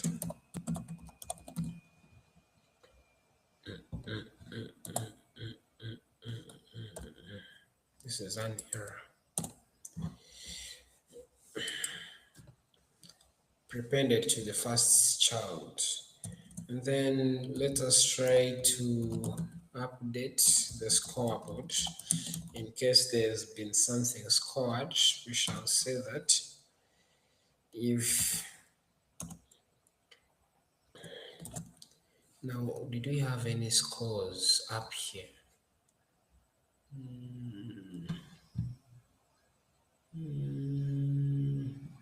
Yeah, we need to add something to let it know that it's so this classes, when was goal? So this class, let us call it goal, and let us update the score to be, sorry, let us update the score to be 2-1.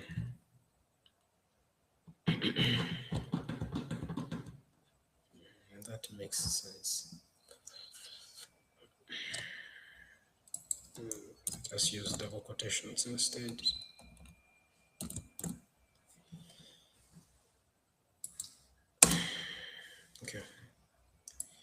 So here we can use now, we can at last use score.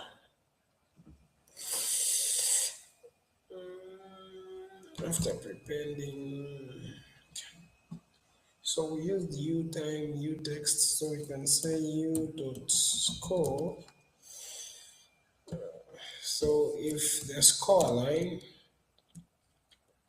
is what? If the score element inserts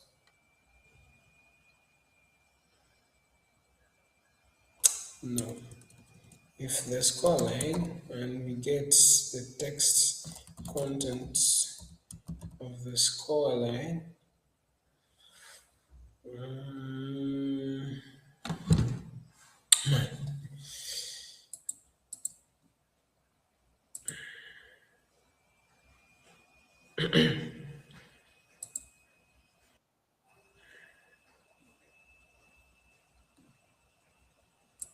okay, someone has not joined us, but it's okay.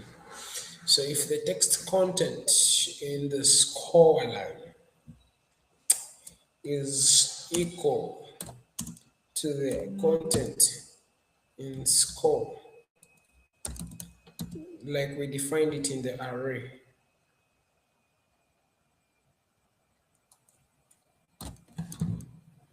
if view is score, then let the element in the score line be equal to the what we have in our array. So when the score change happens,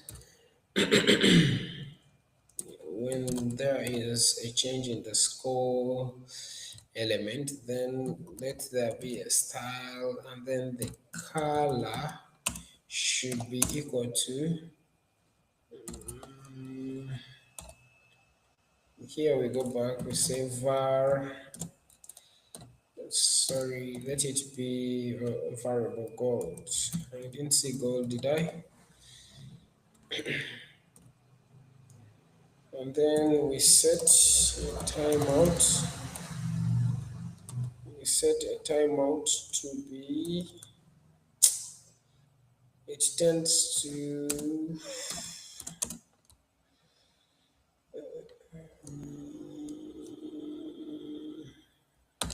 I don't know what I'm doing. That's the truth. I don't know what I'm doing. So the score element should style, then the color of that style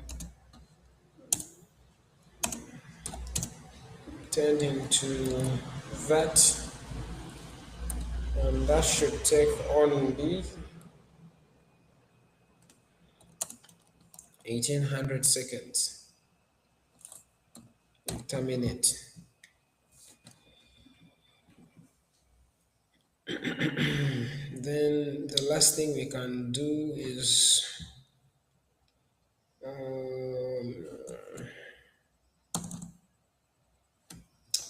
that this is done up to here. We can choose to maybe cap the feed length at 15 entries so that we don't have so many more entries coming in. To do this, we can use now the while loop. We say that while the feed element its children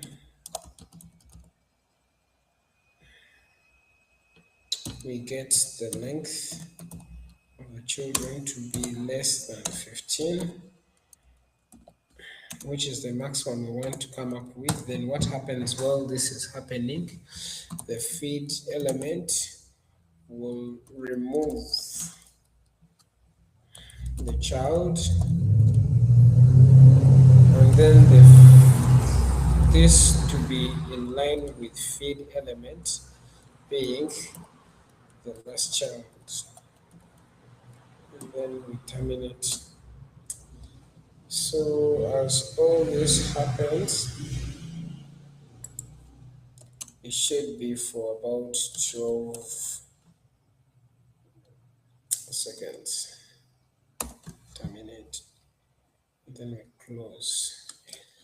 Now, let me first test before I can explain what I've been doing because I also don't know exactly what I've been doing.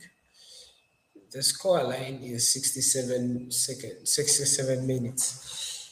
1, 2, 3, 4, 5, 6. It doesn't change to 68.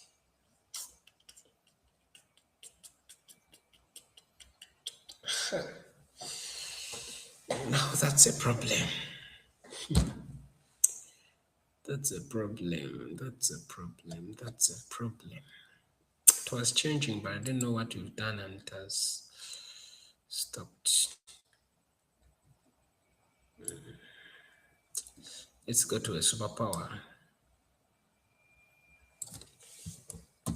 Let's go to a superpower.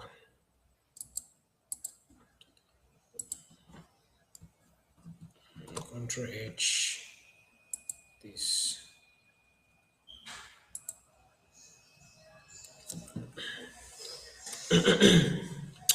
So it's still 67. Nothing is going to change until this changes. Because ideally, what our code is doing, it's paying a close attention to this.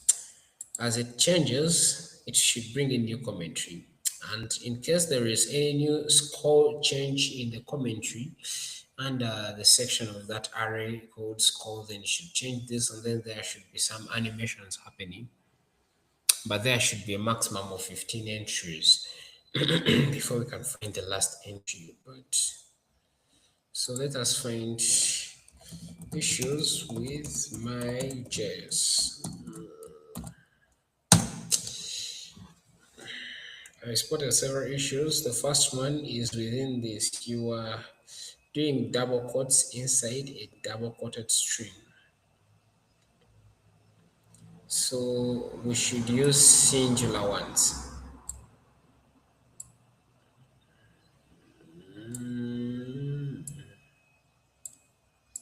Okay.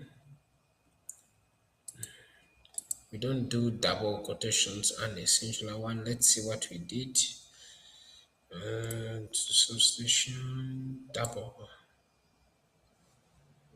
Here continues the double.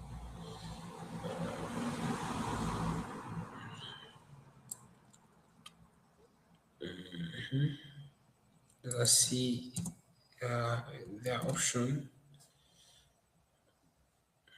Single. So they're trying to tell us that we shouldn't use double quotations and a double.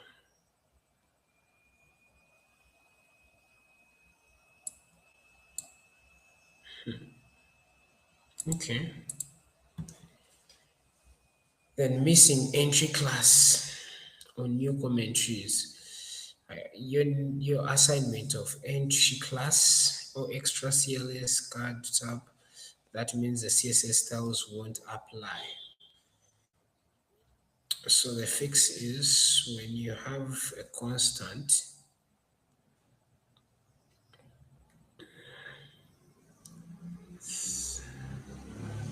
okay, cool. Let us see if this fixes everything, and then we try to go through it together.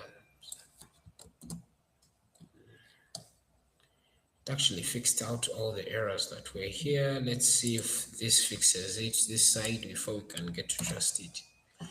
So it's 67, 68, 69, 71, 2, 3, 4, 5, 6. The number has not changed.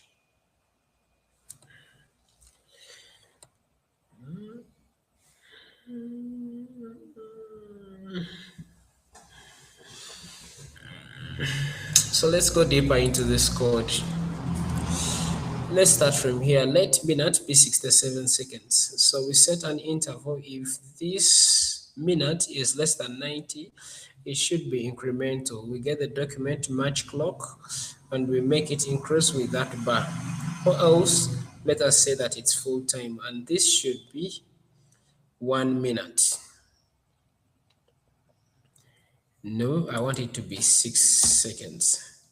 6 seconds, not 1 minute. That's it. It actually worked, but it sticks to 67. So that was actually wrong. Now it has just listened to go to 68. It should take 6 seconds. So I don't know why AI. Yes, there's a 68th minute.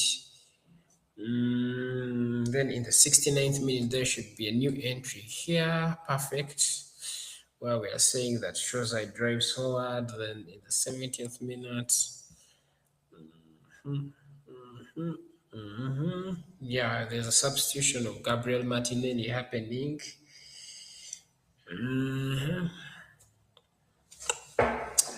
Then game on, 67th third minute. Now this is not listening to this. We are already into the 87th minute, yet here we are still in the 74th minute. So let's go back to our code. Now this ticker is correct. Let's move down to this. So we declared an array of live updates. We have the time.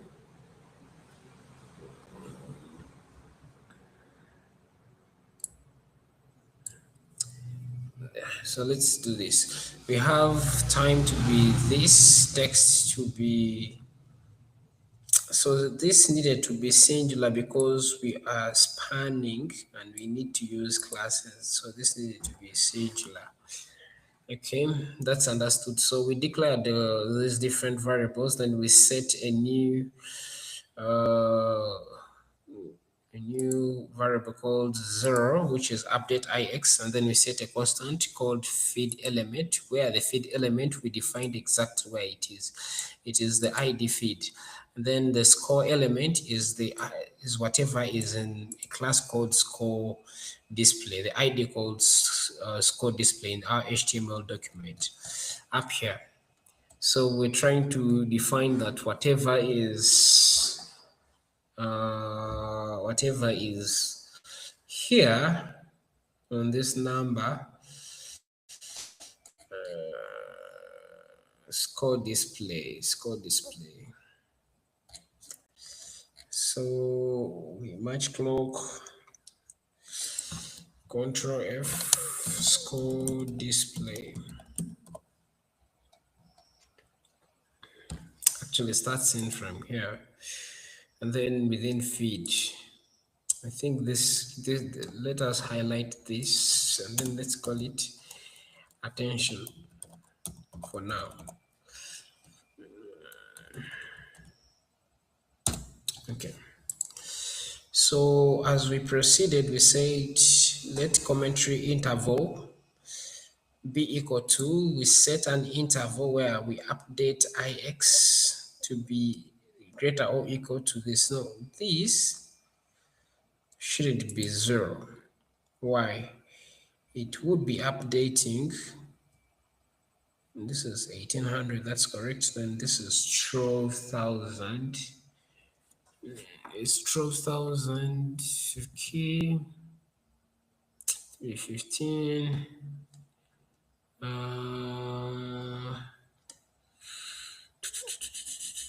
So let's get back here. Let this be to length 68, 70, 89. Now we start from 0. Let us try starting from 67 and we see.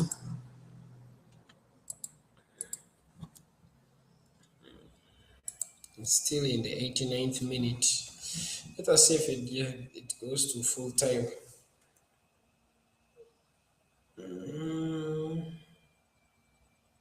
Then from the 90th minute, it's full time. Full time score to 1. Let's refresh. So the 67th minute, we go. We are still on the same page. 68th. Then the 69th minute, when we get a new entry, it's not coming in here.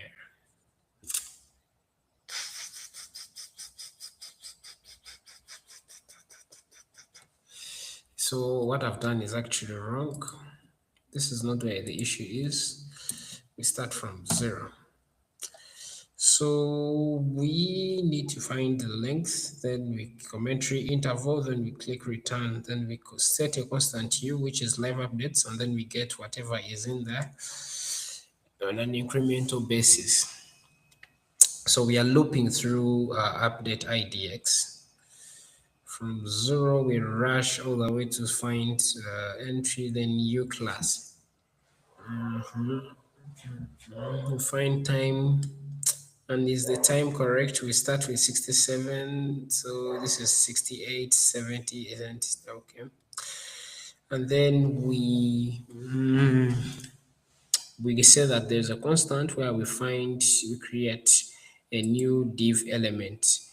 And then we say entry of the class is the class that has been given to us up there that we kept on keeping to be sub. That was correct. This was empty, and then this, and then that. Yep, that's right. And then we say that entry of an HTML document is entry time being the time, and then this being the text. That was correct. So we say feed element is insert before the entry, insert before we have entry comma, then let there be entry element and then the first child. If the score changes, then let there be a color of gold, and then you set a timeout which would wait for 1800 seconds. And then 12 with 3 zeros while looping. Honestly, this code is perfect in my own eyes. I just don't see it live here. 67, 68, 69, 70, 71, 72, 68, 1, 2, 3, 4, 5, 6, 69. Then this comes in the 68th minute. It should be about a fraction of a second behind based on our script. Then 1/70th minute, come and see what we are building. So in the 70th minute, Pretty, come and see what we are building, please. Come. It's visual, it's not code. Then in the 87th minute, and our time here is still, so there is a miscalculation somewhere in our mathematics on how we time starting from the 87th minute until the score of Arsenal changes to 2-1 against Manchester United. And that's your coursework for today. So your coursework for today is to ensure that this perfectly matches the timing here in our exact simulation, so that every 6 seconds as the ticker moves, this follows in perfectly. So add that on top of the assignments that I'm going to share with you on WhatsApp, and then you share it. So today we've been able to catch up with everything to do with CSS. We've realized that when you're linking anything, you add it outside the style sheet. We've been able to do these lots of styling. We've learned how we were able to hide this behind using transform, then translate why we calculated this space so that it hides here and then it hides under this. And then we came up with this scroll by element to have two scrolls, the page scroll and then the scroll for the commentary. We're able to look at things to do with different sizes. We got a maximum size and we say if sizes change, then this should change in font. And then these elements, this for the live commentary. I'm trying to call someone to kindly come and give us a comment on what we've built, but she has really refused. Come and give a comment. Just a comment. Tunula ako tuwe comment chiche tuzimbi. So how is this?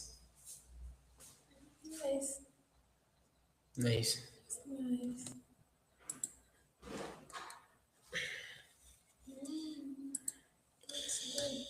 So that's it for today and last Friday we missed.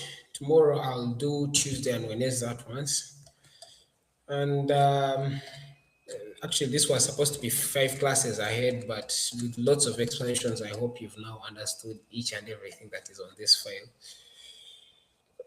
Most times when you're following up, I expect you to write your own version on your site and something better than what I do so that you can be better than me. Thank you very much for joining me.